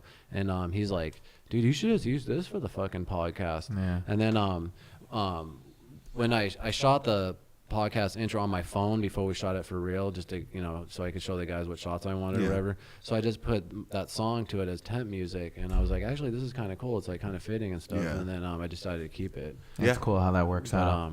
But as far as the nice gunshot, the gunshot was the same. I showed that version of me shooting it on my phone to my buddy. And at the very end of the video, I just pull the mic up like this, and I go, "Where the fuck's McClay?" He goes, "Is that a gun?" And then I go, no, but that'd be fucking hilarious. Like he kind of sparked the idea, and I just thought that'd be so funny. So for those of you who don't know what we're talking about, watch. Yeah, you're gonna be seeing that come out soon. Well, the intro is uploaded. Yeah. The intro. I actually just put it on Libsyn today, so it should be within the next like 3 to 5 days on literally like Spotify, Amazon, all that bullshit. No, it's nice. Cool. Spotify doesn't do videos though, does it? No, but the song will be on there. I can't believe you got a permit to go film that. What's that? I can't believe you have to go get a permit to go film that shit. Oh, I know. Those light rail guys. That's smart thinking, though. I wouldn't have done that. I learned because I had a friend that shot on the light rail in Phoenix. I saw him post something on Facebook, like shooting on the light rail. Right. And then I messaged her and I go, "Did you guys just fucking go on there? Did you get permission?" How the fuck did you do that? Exactly. And she said, "We did try it. We did." You want to hit it? Yeah. We did try to go on there, and they stopped us.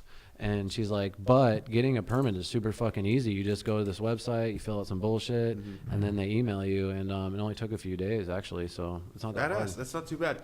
It's probably a lot easier than. Sorry, I'm so far away from the mic. It's probably a lot easier than fucking getting a permit. You gotta eat that mic. It's probably a lot easier than getting a permit in Los Angeles. I guarantee you. Permit in Los Angeles is probably such a fucking. Really? The Phoenix? Here? No, you think it's harder here? Harder here for sure. I thought being LA would be like. No, I think, dude, I'm learning now. California is the most. They just love their paperwork. They love the bureaucracy. They're weird. I see more armed guards out here versus the amount of California supposed gun laws that they have. Dude, there was every just another single fucking place shooting has I a heard security recently. Guard. Yesterday, I think. That a shooting happened. Another shooting. Someone ran into an office, started shooting people. People got injured. Yeah. Jesus. But that shit doesn't happen too much in Arizona since motherfuckers. Everyone's carrying. Oh, yeah. Everybody's fucking strapped. An armed society is a polite society. Yeah, it feels really weird that they make it so hard for us to get guns here in California. But I feel like I'll get shot here a lot more. Exactly. There's even at the dispensaries, even at Ralph's, there's somebody with always packing heat. And then you're sitting there going, wait a minute. Why am I not? Why don't I have fucking heat, homie? Like, what the fuck? Like, and so, so some really strict laws here for that, or yeah, and also it's just like the health laws. Just codes. It's surprisingly easy to get a gun in the sense that like it's not as hard as everybody makes it sound. No, you can't. I mean, if you live in Los Angeles, you can't own a gun. You have to get the sheriff dudes. They'll never sign off. They never sign off. 100%. They never sign off. And I know this because. I'm not gonna say his name. Well, don't we technically live in Sherman Oaks though? Like, couldn't we say that we're technically in the valley? I think there's only a few places like Orange County, maybe. I'm not sure if you can, but you need an address. Because I feel like we could go and take like a security guard class and like be. I think it's a little more than because I was asking that too. I was like, let me be a guard because he needed to get a guard to stay open my shop. I guess now in West Hollywood, if you're open past 2, you need an armed guard. Nuh-uh, really? Yeah, that's the new law, and he's been fighting it because he's been getting fines for it because he's like, I'm the armed guard. Who? Rocco? Yeah. Is that what he says? I mean, let's not. Sorry. Allegedly. We'll bleep that out. Allegedly. Much love to the boy. But he had to go get a guard license. He had to go. Shut the fuck up. Really? Yeah. I'll be the guard. That's what I said. I said, so if I go be the guard, if I go get this license, can I own a gun? And he was like, no, there's still an extra step. I'll be the guard. So everyone packing heat here is doing it illegally.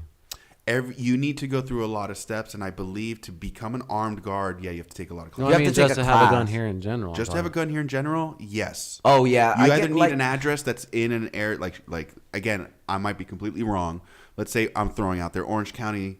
For some reason, you're allowed to own a gun somehow. So then you go take all your tests and everything like that. You show your address that you live in Orange County, and then it's like okay, because they say you're allowed to get a gun here in Los Angeles because they say you take these classes, you pay these fees, you take this class, you pay that fee, and then the last step is the sheriff or whoever the police have to sign off on it, but they never sign off. So you pay all that bullshit and they still never sign off? Yeah, they just say for some reason they just don't sign off, and it's up to their discretion is how it is in the books. Yeah, in Arizona everyone's got one. Fuck yeah, I was walking around with one. I didn't have to ask anybody. Yeah. I just went and bought a gun. They were like, "Do you have a I had to get a hunting license or some shit like that for some reason to make the process quicker." So I went across the street to Walmart to the fucking thing, and you can pretty much go to a gun show. Yeah, and just fucking get whatever the fuck you want. But again, I have not seen I have not. I've heard more gunshots out here than I would in Arizona. Mm-hmm. You know, my first month here, I heard. I was sitting in my room. It was all get. Blow.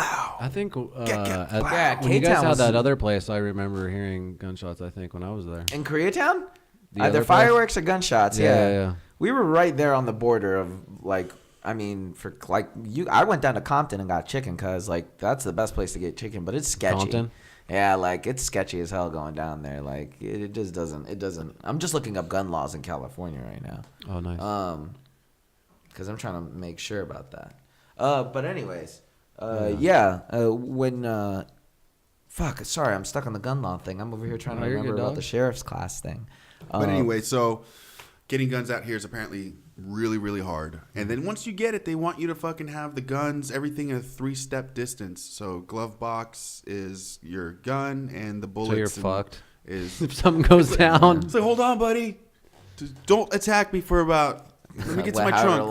I got like 10 keys to go through. Yeah. The glove box is locked. Security guard, we were talking about something else. Yeah, because they got to be locked in a box too. Yeah, so you got all these keys. Fucking ridiculous. Yeah, all the keys. Have like a janitor moment. You know, actually, have you ever had one of those DUI things in your car we have to blow into? Yeah, I'm familiar with those. I actually thought of a funny Thank you, Lord. I have not been blessed with one of those. I've seen one of the machines. So I was thinking of a funny horror scene or something because like sometimes when you blow into it, it'll be like, it won't work. You didn't blow hard enough. Yeah. So it'd be funny if like, you know, in a typical horror movie when the chick's going into a car getting chased by like the bad guy. Maybe she got chased a little too hard. She's out of breath. She's like, yeah, exactly. And then she can't start it. You know what I mean? She can't get her breathalyzer going and she gets hacked. Like that's perfect for a horror movie. It might have already been done, but bless you. Great. Now we caught that on audio. 2.0. 1.8. Yeah, 1 point. Yeah, it's 1 more time. 1.75. Fuck, you know, I was thinking about all those AOL discs you would get. It'd be like AOL 1.3, AOL 1.4, 1.5. You're like, but I was telling him too. What's funny is my thing has a camera in it. Your what? My DUI thing has a camera. Oh yeah, the new ones have cameras in them, so they take a picture of whoever's blowing into it. So every time I blow in it. Back in the day, you used to get homies to blow into it. But so when I look into it, I go. And it does that. So where's the camera? Right, like right here. Like so here's. So it's not part of the thing here. So I'm pulling the thing up from here, and the camera's up here. They stick it on the corner of your mirror. Yes. Or a window. Yeah. And so I'm going like this. I'm sure they get a lot of that. So check this out. That does that probably 12 times a day, right? Yeah. And so when I have to go there once a month for them to calibrate it, they fucking download all those pictures. You know what I mean? Mm-hmm. And it's just a bunch of me going in different levels. It's 30 days worth of so you see it little I don't get to see it, book. but the guy laughs his ass off. And I'm like, at the end of the year, can I get all those so I get a full timeline? That's so funny. But he's like, they won't fucking give you that. Oh, man. So funny, you should take a picture with your iPhone, though, like you do at the roller coaster joint. Yeah. I'll see if he'll let you do that. Yeah. I wonder if you had to get a friend, if you could just get like a cutout of your face. No, just get a cutout of your face so you could just hold a stick of your face and I can have a hole for the mouth. Yeah. A picture of yourself. Yeah. That's too much. I just want him to hand it over the footage, you know? Yeah, exactly. So for my reel. Yeah, I'm like, can I get it for my reel? Exactly. They're like, this guy, he's so honest. Like, I can't look away from it. He really means this. Fuck you. So how much longer you got on that bullshit? Like let's talk about October. Huh? I think September, October. Fuck. Yeah. Let's talk about a little bit about hold on, I'm sorry. You got to pay for that, right? Yeah, every time they download that bullshit, it's $80. Fuck. Yeah. Whoa. Sorry. And the last time the guy fucked up and didn't calibrate it right. So when I left, it's gonna lock in 56 hours. And I'm like, what the fuck? And I call him. He's like, oh, the technician didn't do it right. You know, can you come back? I'm like, what the fuck? You guys are fucking my day up. Yeah. Damn. Just a bunch of extra bullshit. So don't drink and costs money. Yeah, no drinking and driving. Oh yeah, we've had discussions about it on the show before. Okay, you know, what I mean, you really shouldn't. I wasn't an asshole for doing it. About that life, you know what I mean. You got. But you're like, I was buzzed. Yeah. Ugh. Anyways, I want to fuck the subject. Fuck this. So we looked at your IMDb. You know what I'm saying? Yeah, we're thorough about that. Well, shit, it's not updated. I don't saying? think I even have my picture on there. I'll pay for it. Your pictures. I'll bring it up right now. Well, usually like you can set the order and the pictures and all that. I may even take the time to put your picture right here. Please get a zoom in. Zoom in really close to your face. Let me make some space right here. No. So that What is gonna be right here? The image. I don't know. I haven't figured out. I usually make it up right at the last minute. Maybe a bog. If I find a good picture of a bog. Can we put, because of the shape, like Twin Towers, pyramids. Maybe drone footage of something flying over something. Yeah. Bogs. Bogs. I was like balls. I was like, oh man. Oh yeah, bro. Black ones, white one, Chinese balls. Oh my God, Bryan! I've been waiting so long for this. Balls everywhere. Fuck the podcast. This is gonna be the most watched episode balls. So where do bogs reside in mostly? Like swamps. Swamp, but they have them in Arizona, right? I don't know. Arizona has so much crazy different style of terrain. Yeah. There has to be. I mean, so looking at my notes because I'm a fucking pro. What's your most proudest role? is that where you got the question? I'm from? sure every. You got the question from there. Did you get the question? You had from to that? look that up. Well, I have a whole fucking thing here. Oh, geez. Let me see this. No. I want to see it. No. Come on. You let me see yours. This is Let me a see list. it. This is his IMDb. This says I'll ask you my questions. Keith So J. what's your- Obit was born to a middle-class working no. family in New Brunswick. Oh no! Wait! You have to read it. Oh, this is great. No! Wait! Just put the link. You only read the intro, and you have to do it as Christopher Walken. Well, you see, Keith J. Obit was born to a middle-class working family. All right, now like Michael Caine. Finish it. Keep going. But as Michael Caine now. Oh God, that's really hard. Remember, look into the camera. Look into the camera. I'm Michael Caine. No, not that camera. I meant when Michael Caine was on that video when we were watching him, and he was like, What? Not that camera. He's all confused. I meant when Michael Caine was looking at the camera in the video that he does in YouTube. Remember his instructional acting video? And he's like, when you're doing acting. Oh yeah, I know you're talking acting about that in front of the YouTube camera. one. That YouTube acting remember class that? he does. Don't move. There you go. All right.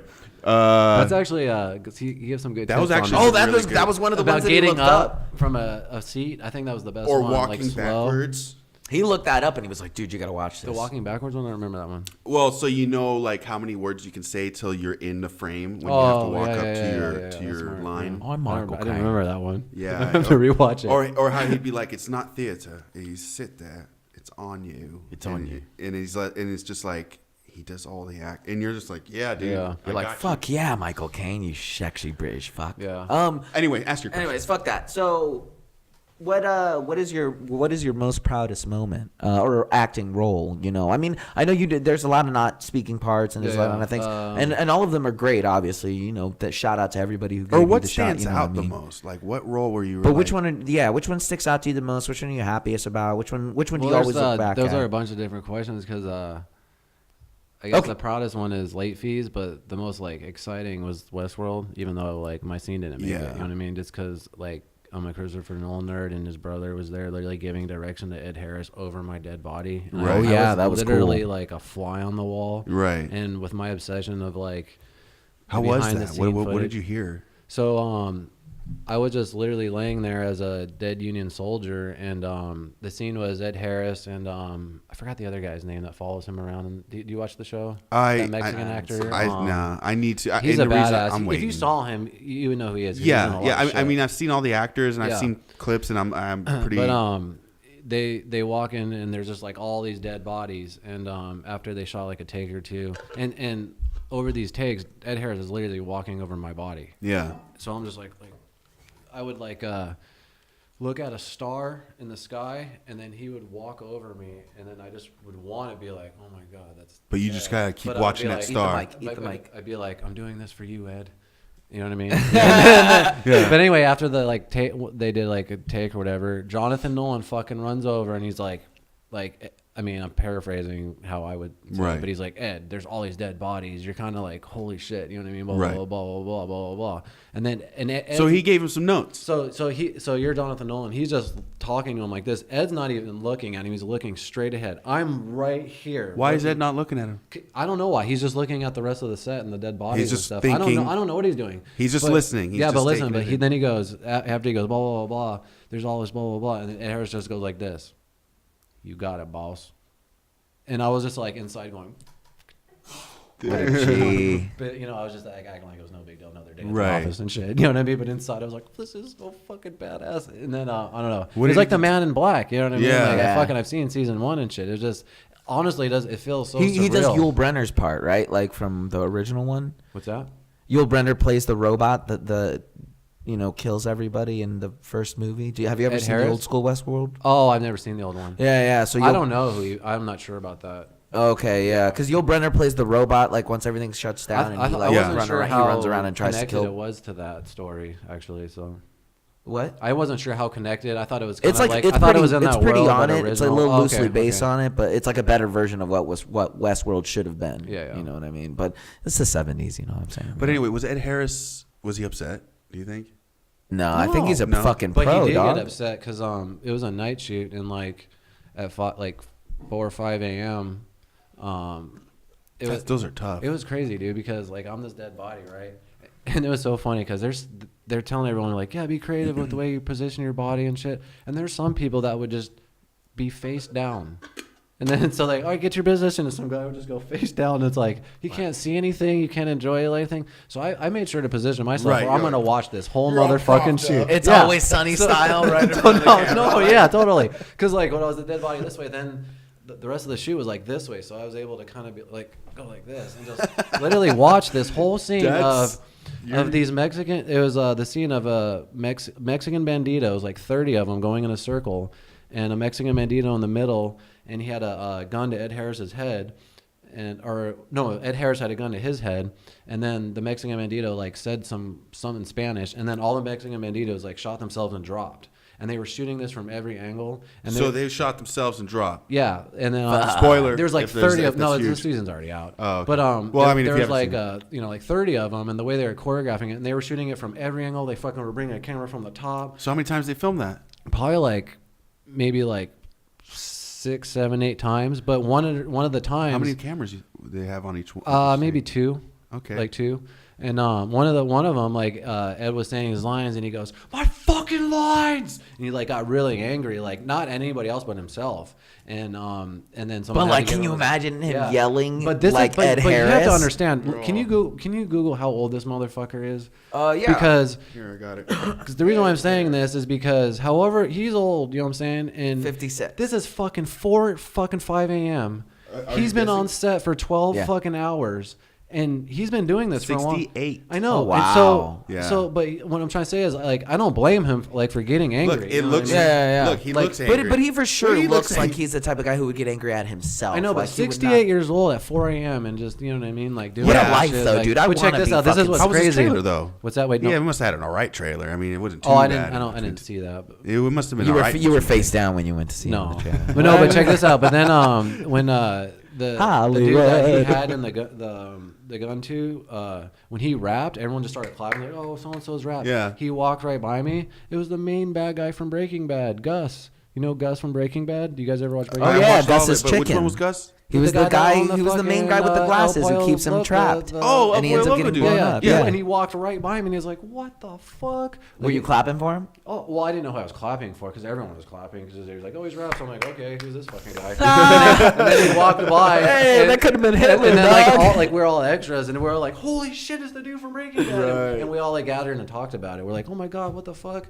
Because That's funny. yeah, so that was the best experience because For sure. I'm such a nerd on watching the making of film things. Yeah. And Yeah. pros. I in would action. have watched that on DVD, and I was laying there fucking watching it, and it just Yeah. feels so surreal. I just think it's exceptionally smart and of you just Forward I would thinking, look forward over at this thinking. dude that's face down and be like, "You dumb motherfucker." You're like what the modern Fiji water girl. You know what I mean? But see, they don't give a shit. They were just like, I'm just gonna lay. I don't give a fuck. They were just getting paid and they don't care. Those people who lay down like that, there's what's funny about out here is there's a certain attitude sometimes. There's a few guys I was just kind of became friends with and on the set because you hang out for so long. Yeah. You just hang out with certain people, but the entire time they were acting like it wasn't a big deal. It was another day, Right. like to them. But you do a lot of them though. But after no, a that's while. what I'm saying. They've done so many, so it's Yeah. not as cool to them. But to me, fucking, I've never done anything like Right. that. So I was nerding out and shit. Yeah. And, No, I loved it. It's so much fun. And I don't care when I'm excited and I'm even around them, but obviously they're cool with it because I'm still friends with them now. Right, you know right. what I'm saying? But like, I just nerd out and shit. I'm not like nerding out where I'm gonna go up to Ed or anything like that. Like I'm just inside. I'm just all like, and you're like, hey, next time I'll be like, this is fucking bad. That's what I'll be like. Yeah. You know what I mean? Yeah. But there is like, we'll be laying there and then there's fucking dorks like, hey Ed, blah blah blah, blah. And it's like, no way. Yes, really? this That's motherfucker so was trying to whack. talk to Ed and fucking. I don't even remember what happened, but like. I can't remember what happened, but why like, would you do that? Yeah, it's like, That's what so the whack. fuck are you doing? Shut the fuck up. Yeah. Like, actually, you know, another thing I wanted to say about that experience, the most important thing is not only was it just like, you know, obviously acting lesson and everything, but the hugest lesson was how it put everything in perspective. And what I mean by that is like, as when you're acting and doing these things, and then you see like these famous people doing this shit, and you're like, well, what are they doing? What do they know that I don't know? Like, there's this huge secret. You know what I mean? Yeah. But then when I was on that set and I see Ed Harris and that other dude just pacing back and forth, going over their lines, I'm like, I fucking do that. You know what I mean? Like, there is no secret. Like, they just work. They just work. They're the best at it. They're, you know what I mean? Well, They're the best versions of themselves, of Ed Harris. Nobody else can do Ed Harris. There's all these things that, you know what I mean? Like, well, but there's no like acting secret. You know what I mean? Right, like, right. Different. I mean, it's you training. just got to carve your own thing because Ed Harris has been doing it for how long? Yeah. But what I'm trying to say is it just puts it in perspective. Like, you see him in front of you, you're like, that's just a dude. That's a human fucking being just doing who's it. trying to learn his lines. But when you don't, but he's it's like a mysterious thing when he's like, you know what I mean? When he's a movie star. It's like a movie star. Oh, yeah. But yeah, there's like, oh wow, this puts it in perspective. Like, he's just the dude. And you know, like I end up tattooing a lot of people being on Sunset that are in the movie business, every aspect, from lights to writers to editing to actors. I mean, I'm sure. Trust me, I've tattooed them all. And you're right. There is a point where people are just jaded, but I really like seeing the people who are excited, and I think it's those people who are excited that add that, like you said, consistency, hard work, and you know, you need time because Ed Harris was not like that. Ed Harris, you know, he has his niche of being him now, but yeah, for sure. he was doing the same shit. But it hasn't changed. The process hasn't changed. He's still learning his lines, pacing back and forth. Yeah. But at the beginning, he was like, you know, he was grinding, doing the same thing. Probably doing extra shit and fucking Yeah, going and then taking classes and then hitting weird actor circles and all that. You know what I mean? Yeah. It just comes down to it just comes down to work. Consistency. Yeah, and consistency. We were talking about it yesterday. It's doing plenty of training.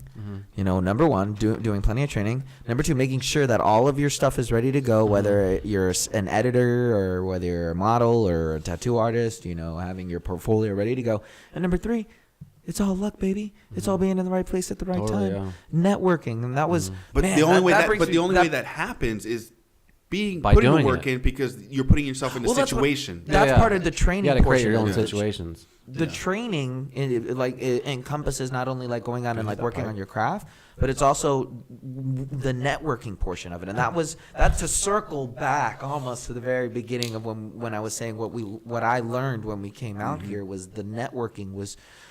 That was something we weren't prepared for. Like we got ready for everything else. Like we were like, okay, we knew how much we had to make. We knew where we were gonna live. Like we knew what jobs. Like all this and the other. The one thing we weren't prepared for is like, you have to network out here. Like you cannot. We got lucky with Fonz and all of them guys next door to us. Yeah, we got lucky on that. And we're lucky that we came out here together. Like in the sense that like we, you know, like we're not soloing it. You know what I mean? Well, one of the important things is when you're on sets and shit and like.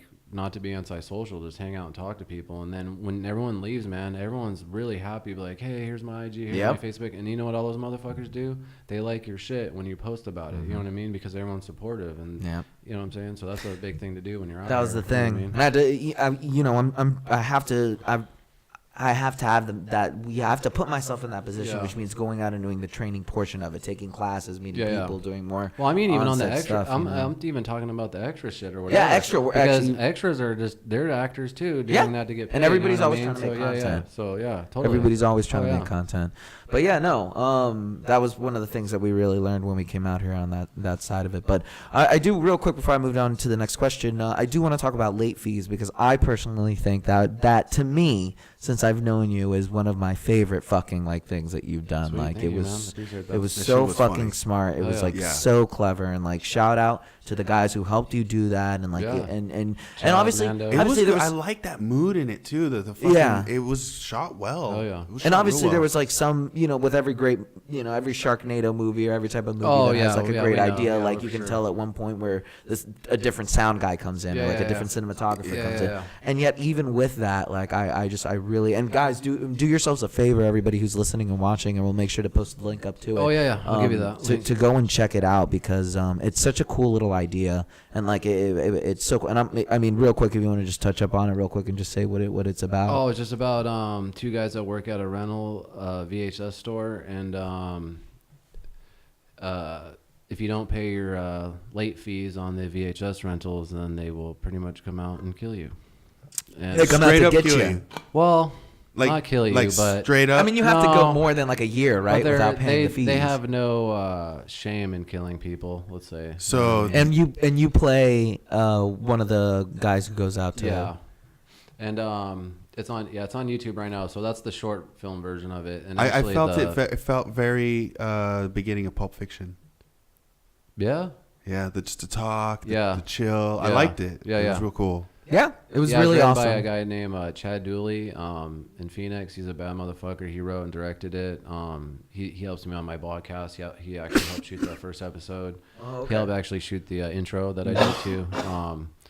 So he's actually writing the feature right now. So it's actually interesting for me as an actor, because I've never been part of a project where like the script's being written and like I kind of have a say in like helping the character and develop it and stuff like that. That's fucking very cool. Yeah. So he wrote the first draft, and then when I get back to Phoenix, we're gonna do a table read, so he can listen to it, and then do another draft of it, and then hopefully have like a few months of pre-production, and then raising some money and shit, and then just going balls out with the feature, like. Because we didn't have a makeup artist. There's a few things we didn't have that could have made that better. Mm-hmm. But like we feel like if we just went balls out with the feature or whatever, then I don't know.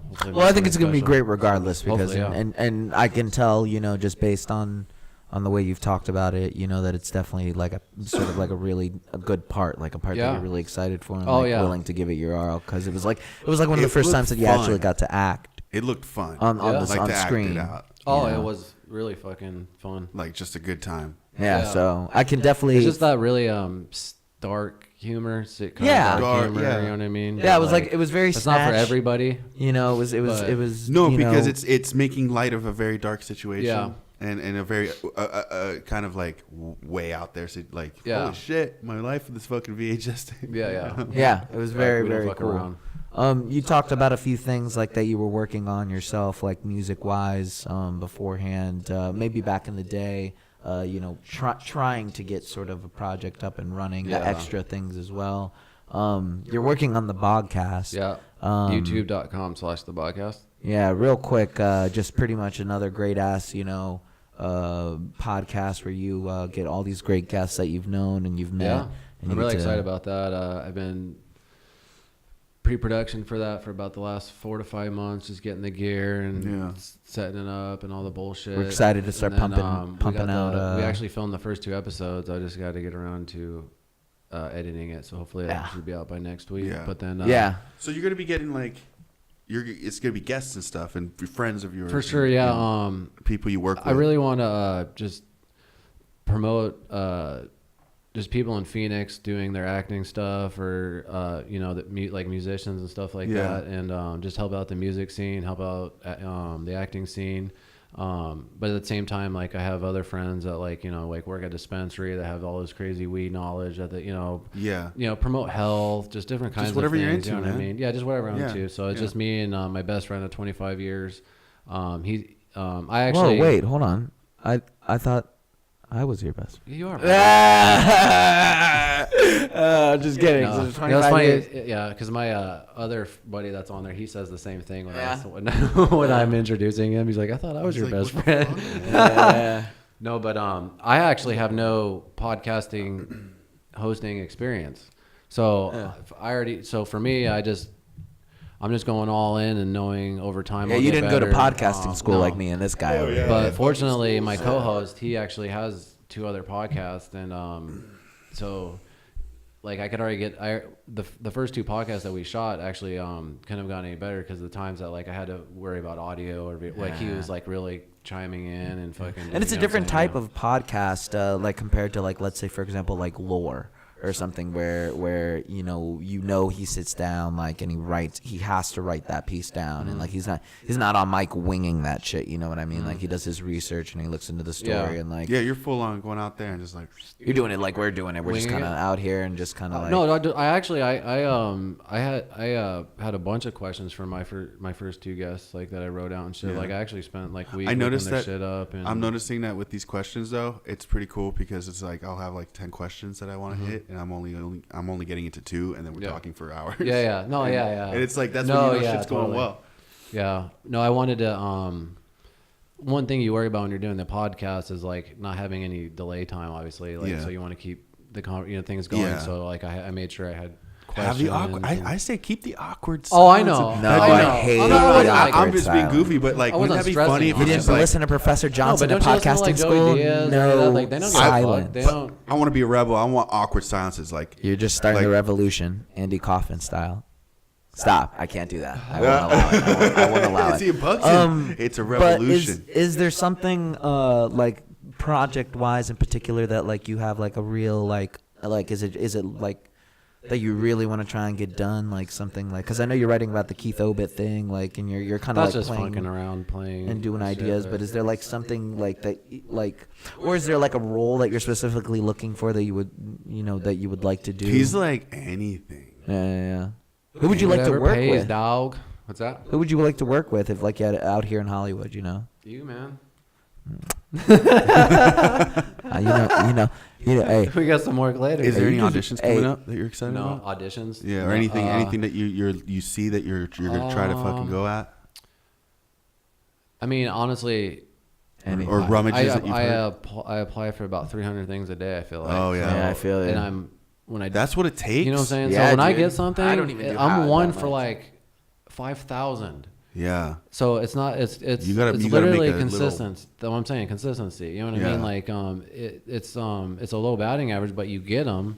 And what's funny is like no one sees the other 4,999 misses that I had. You know what I mean? So it looks like I'm fucking like doing well and shit, but it's really like that batting average is all fucked up. I actually haven't had a gig in a long time. Yeah. You know what I mean? So when was your last gig out here? August. Out here was August. Yeah. August. Can you believe that? I mean, yeah. I didn't mean your last gig. No. Yeah. Out here. No. Yeah, out here. That's my main goal though. Is out here for sure. Yeah. There's nobody that you'd want to like work with out here, like any big directors. Fucking Spielberg. Everybody. Yeah, no, fuck Steven Spielberg. I told you. He's been hiring out. His shit is just not the same anymore. I don't give a shit. I'll be at Spielberg. But obviously. You can't keep knocking on the door. No, yeah, totally, yeah. Did you? Who was it? Oh yeah, you were listening. I overheard that Spielberg looked out for Homeboy from Transformers, the guy from Las Vegas. Oh yeah, like Spielberg just be doing random shit like that. Just looking out for people. The guy who used to be married to Fergie. He's still married to Fergie, isn't he? Might be. I don't know. Josh Duhamel. Yeah. What about him? So apparently Josh Duhamel has a relationship with Spielberg. Spielberg and has had looked no idea out for him before, like but he had no idea about this, or he sort of had like this weird idea is that Spielberg inadvertently would be like, that's good, like to some people, and they'd fucking pluck him out. Yeah, like that's the power of Steven Spielberg. And like, or where he would just say something about, because I guess he had something sort of to do with one of the Transformers. It originated at the very beginning. Did he produce it? I think he produced it. So Josh Duhamel tried to go to an audition onto WB or some shit like that, and Spielberg had seen some of his previous work from beforehand, and he got into this altercation on the thing and had to get to a meeting, and Spielberg came by in his limo and was like, hey, homie, I know you. And so the security guard was like, all right, cool. And then a couple months later or whatever else, like he said, Spielberg says a word because it turns out that the audition he was going to was a Spielberg company. And so it just rolls down. Spielberg he just every now and then, every couple of years, he pointed out Josh Duhamel and was like, hey, I know that guy. And then it helped. He's pretty cool. It literally it shifts everything. Trajectory it of shifts it. Well, he had to go into Spielberg's office and he did the same. First. He did the same thing. I mean, come on. Do you think it was just straight to stardom? No. Oh, you guys got it twisted. Yeah, no shit. Story. Yeah, I like him. But I mean, if anything, that's I don't know. What would you do for a career in? Hey, bro, that's one of the questions. I put the tip in. I mean? Just the what tip. Have you done? Is are the you real down question. for the Weinstein role? You know what I mean? What? Yeah, are you down for the Weinstein roles? You know, where he calls you in and he's like, no, a little back if you really want to work in this excess town. back rubbing. Man, there's crazy stories and shit. Like I don't know if you saw Gwyneth Paltrow when she was on Howard Stern recently she told a story about Brad Pitt sticking up for her and stuff. I think so. It's a great story. Like they were at a party and he was getting fucking touchy feely. Yeah, and Brad Pitt was like fucking, that was okay. But coming from Gwen, Gwen, like her telling it was a really good story. I didn't listen to it, but I know the story. What was going on then, and I think I mean at least I would hope I'd have those same kind of morals, even if I was dating an actress, or you know what I mean. You know, I would never date an actress. But quit being a fucking slime ball, man. Like, some people don't like to do that. You know, you always hear about those cases where people are just like, no, you know, there was.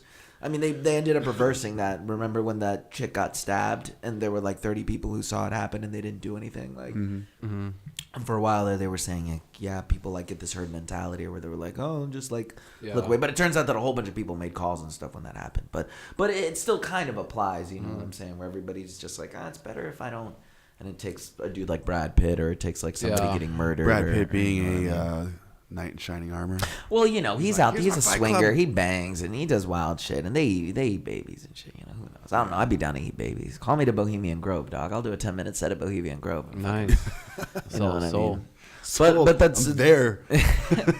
Fucking when? Exactly. So. Oh, my bad. No, you're good. I mean, I didn't know. Or we're moving to a different section. No, I was just trying to move some shit around. For but you, I do gotta start wrapping this up. Don't you have to go at 5? What time is it? It's 4:40. Dude, a lot of times. Oh shit. 4:45. Yeah, man. Dude, it's fun when you start getting on a roll. It goes by quick. Hell yeah. Oh yeah. Yeah, we probably have another like 15, 20 minutes. All right. Okay, cool. I just didn't want to start at 4 and go until like 6. Right. And that was my main concern. Like I didn't want to do that. I wanted to make sure that I had to do all that. But as far as like end all be all, like kind of just like what's the goal? Like, yeah, what do you want?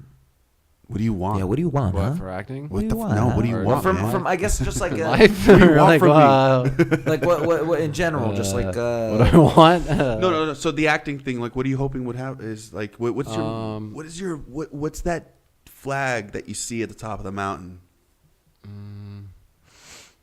I mean, we just you don't have to $1 million check. No, tell him, B. No, just like that's what the fuck playing. Mine is. No. Zeros, homie. Big facts. A big zero with that's it. A zero. You want zero? I live my heart with zero, B. Like, I want You're already there, bro. I want nothing. Yeah, you do got me there. The zero. I do got zeros in my bank account right now, cuz. No, but I want them stacked up, cuz, and I don't feel wrong saying that. Like, I'm just playing. But I would like to honestly, do it happy. It'd be awesome just to like be a working career. Yeah, to survive off of it and shit. Yeah. But like be on like a legit show, not even as a main character, just where you're working with everyone just on top of their game, fucking badass motherfuckers, like a Netflix show that not everybody watches. They don't. That's you know what I'm saying? You were saying the other day, and I was like, oh my god, that really resonated. It's like just finding anyone else who's as dedicated and on top of their game as you. Like, like, I always want to be the straggler. I want to feel like I'm the one straggling, as opposed to being like, fuck, man, no one's picking up any slack. Oh, yeah. You know? No, totally, yeah. And that's, Yeah, you just want to be fucked. Because the more professional gigs you go to, the more professional people there are. Oh, for sure. Exactly. And so that's my thing is like, fuck, man, if I do get into this, or if I do want to do this, it's like, I got to get past all this bullshit to get to the real pro gigs. Yeah. Where everyone's like on top of their game. Totally. And so in the meantime, I'm just trying to practice. The packets and everything, you know what I mean? What's that? The packets, like if you're writing, you got to have everything, all the options available so that you can just try and get into wherever it is on the lot. Yeah. Get on the lot. Yeah. And start working on the lot. You know. Well, you know what's awesome too now is luckily for me is I do a lot of video submissions. They take a lot of video submissions too. That's a big popular thing now. What Netflix does? No, just like our video audition submissions. You know what I mean? Oh. So like if I have an audition, sometimes like they're just going clicking through it and. Well, I mean, like, so it just like I don't have to actually come to LA, you know, right, send a video over, but like they call it like eco-friendly because you know what I mean. So it you is. Don't have to drive. It is eco-friendly. You know what I mean. So it's getting more popular. So and plus, you get to see what they look like on screen. Right off the bat. And then they're like, okay, we can weed out these motherfuckers and then call these people. Yeah, you know what I mean. And that's smart. You know, so all right, let's start the interview. How did you lose your virginity? Oh shit! We ask every guest this. How did I? Yeah. What age? Well, I don't 13? know, because what if our guests had some sort of like horrible traumatic way? Real quick, I do want to mention something. Not. Well, I mean, because we are close near the end, and I do want to. Yeah, I gotta take a pee. I want a cigarette. Oh my God. Fuck. Never mind. I completely forgot. Weird question. I completely forgot. Anyways, I'm sorry. Yeah, dog. How did you lose your virginity, dog? How? I put it in, dog. Yeah. No, just kidding. Yeah. No, it wasn't like that at all. Like, I was so young. Damn. How young? 13. Damn. That's the thing is, really? it wasn't sex. I had no idea what I was doing. It wasn't sex. I just literally put it in and we just made out. That's gangster. Oh, so there was no actual. There's no penetration. No.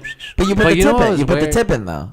No, well, you put it between the lips. I put the whole thing in. It was like a hot dog. I just put it in. Bun. I didn't like. But with a condom on, right? For all of our young viewers and everybody. I definitely did that. If you're gonna have sex, they had us very scared of AIDS back then. My sisters are that age. I don't know about you guys. You know, gonorrhea was really going around the 13-year-olds. Yeah. Oh yeah. Like so, my grandfather used to put all the measles and everybody on the boats when they came over. They did the same thing. But so 13. Yeah. Good for you, man. That's gangster, dog. Yeah. That's pretty baller. 7th grade. Have you ever gone hunting? She was 50. No. She was 50. No. Have you ever gone hunting? Awesome. Hunting? No. No. No. Nothing like that.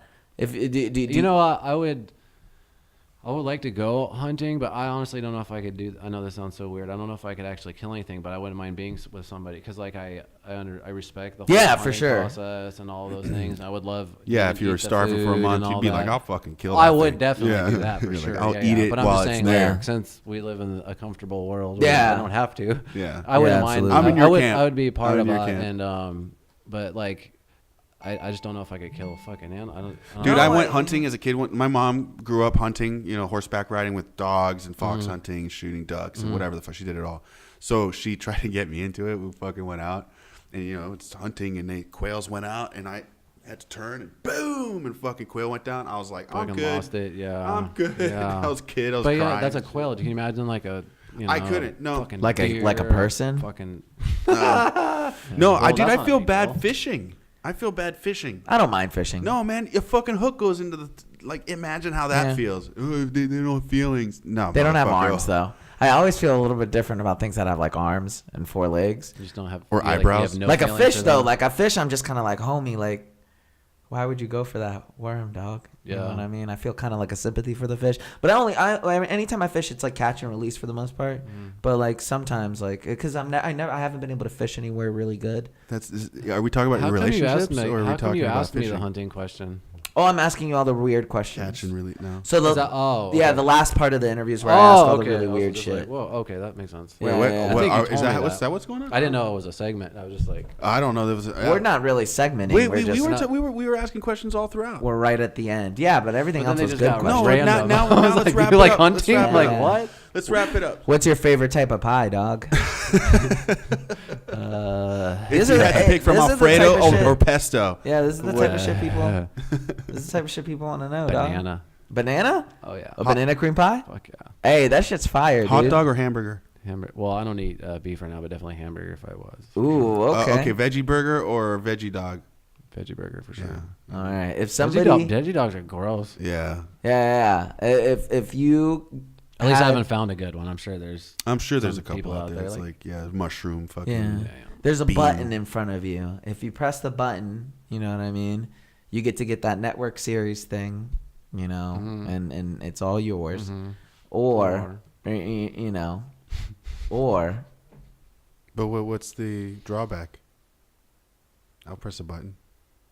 Oh, that's right. The button. Oh, yeah, it's gotta be a drawback. All right, so you press the button and you get your network thing set up. But if you press the button.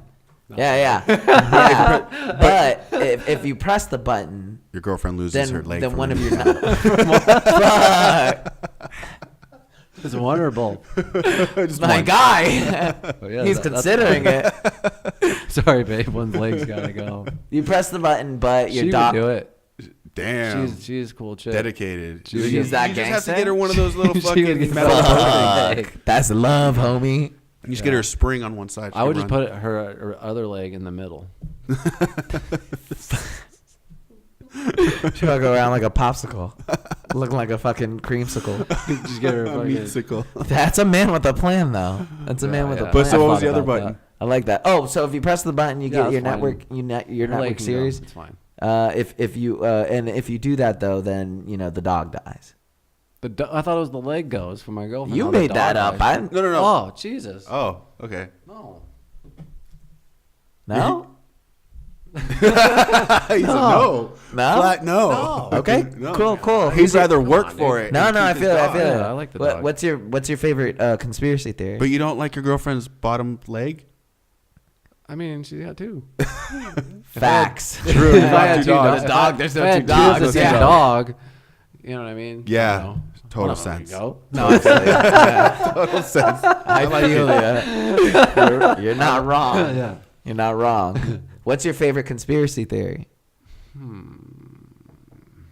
Or the one that you find the most ridiculous? Most ridiculous? My most recent flat one. Earth and shit like that. Yeah. Not most ridiculous. Well, I guess. Or Well, your is favorite, that's the one your that you favorite. believe in, Like, maybe? yeah. What's your favorite one? The one that really intrigues you? Well, the thing is, I'm not really into conspiracies, but like, I know this is such a cop-out thing to say, but I'm such in the middle and everything that I believe so much crazy things can happen that things could go each way. So sometimes there's a lot of conspiracies that could be true. You know what I mean? So. Or stem from some sort of truth and have gone haywire. Yeah, for sure. Yeah. But the thing is that whole group of people that are so into them that just kind of they just want to believe in something. Yeah, and just give it a kind of a bad rap. I don't know. I believe in a lot of conspiracies. There's truths in there, but the ultimate story that the conspiracy theorists are trying to sell you is not what actually happened. But there's some sort of truth inside of all of that. Well, it's kind of like some of the moon landing shit, like where like they're taking like the fake videos and just saying that it was that just because they had to or whatever. You know what I mean? Like, well, no, then they got caught in a sense. Well, what's his face? That however the fuck that happened. Kubrick, when they got Kubrick to fucking, they said that they asked Kubrick to fucking film the whole fake landing. It's like, no, motherfuckers. Look, it's the same thing when BP had their oil spill. They went to James Cameron to ask him how to fucking go to the bottom of the ocean and film that and get to the things. They're about to go to space. They've never been in space. We need a lens professional. We need a lens specialist, the best guy. Who do we go to? The guy who filmed. Why wouldn't you go to the people who make the lenses? Because they don't know how to use. They know how to make a lens, but they're not the ones who can. Yeah. That doesn't make sense, though. Why wouldn't you go to the people who made the lens? They probably went to those people and said, "What's the best lens?" And then they were like, "Let me go to Stanley Kubrick because I want to make sure that I." They did that with James Cameron. What are they going to go to the guys who make the? But James Cameron was he didn't build the submarines. Fuck. you know. Well played, says Captain. I too have an uncle. Hey, all right, cool. Well, if you had to choose between flying or being able to see through walls, dog. Flying for sure. Yeah. Super strength or telepathy? And I mean super strength. Telepathy. Yeah. Okay. All right. Your mom, your girlfriend, and your dog are hanging on a cliff. Oh, jeez. Who do you save? My dog. My dad's old. But what about your mom? Oh, my mom? I thought you said... Oh, your mom, my mom, your girlfriend, and your dog. Was already dead, so... Oh, fuck. Thanks, bro. Oh, man. And on that note, we got to wrap it up. Thanks, bro. Jeez, what a dick. No, just kidding. No, No, I'm that's gonna fine. end it on that. No. No, Jesus Christ. No. The So last. I guess my dog, because my mom's already dead. Yeah, My yeah. dad's old. That's. But just final thoughts, man. What's your general message to the people? What's something that you'd like to? Because they say everybody's going to be forgotten in about 100 years. So let's That's say about within right. that context. Okay, I made a quote. Remember I told you? What's that? Oh yeah. Tell me the quote. Surround yourself with ambitious people. If they're not, surround yourself with ambitious people. If they're not on your page, they don't belong in your book. I like Wise that. words. I like that. That's good. Is there anything the kids can watch other than the podcast to keep them going, or Late fees on YouTube. plug your stuff, your handles? So youtube.com/thebodcast. That's about it. That's about it. Yeah, that's all I want. That's all of it. Yeah. Keep your eyes out for Keith Obit. Thank you, sir. I really appreciate you guys having me on. We You guys are bad appreciate you motherfuckers. I'm a taking huge the fan. time to Thank come. you for coming out here. Yeah, to come out and speak with us. entertaining Well, they can't really. Jesus, what happened to your knuckle? What, Oh, dude. what happened to your hand? Sorry. No, but dude. I always enjoy when you come out here. It's always a good time. Nice, good smoke sesh. Oh, yeah. Always a good time. Guys, this is here we are at the wrap up. Episode 6. No, episode 7. No, this is episode annual 1, like our first guest episode. No, we're not going any further than that. It's already episode 6 Redux. This is episode 7.5. All right. Sure, Well, I'll come up with a different thumbnail or something. Guys, please make sure to download, follow, like, share, subscribe, Instagram, all our Twitter. Our Instagram is Jane. Oh, she already went away. Our Instagram is Binge on this channel. Binge on this channel. Binge on this channel. At Binge on this channel. Follow us on Twitter at Binge_on this. And make sure to follow us on YouTube as well. We have some fresh Sam of all trades coming up. We also have some new Olden Times TV. Make sure that you guys go out there and do us a favor. Please comment on there, even if you guys don't like it. If you want to talk trash, Oh, dude, please talk trash. start want showing up. Yeah, so I that we really can wanna throw hear some it. Bring people it. down. Because I Bring know it. there's a lot of people listening. Laugh. A lot of people listening who aren't taking the time to do it. And again, I love it. I'm glad that you guys are hitting me Dude, up. You're sending me if they're still messages. listening to us at this point, you must love us. Yeah, This is I mean they do. So that's the dedication, that you're getting. I really don't like. You're getting from the team. I don't even listen to me for 2 hours. Well, I'm not even listening to myself right now. What's going to be great about it though is we're going to start being on iTunes and Spotify, and we're going to be on Yeah, we are gonna start pushing SoundCloud, that. and that's going to open us up to a completely Fuck different, a whole different crew. So, but yeah, that's about it. Final thoughts, Sam? Nothing, man. I think this went well. 1.5. Yeah, great time. Thank you guys so much. Thanks, Keith. Have a Thank you great guys. have a Take great care, day. man. Stay together. Dream the dream of 1,000 dreams.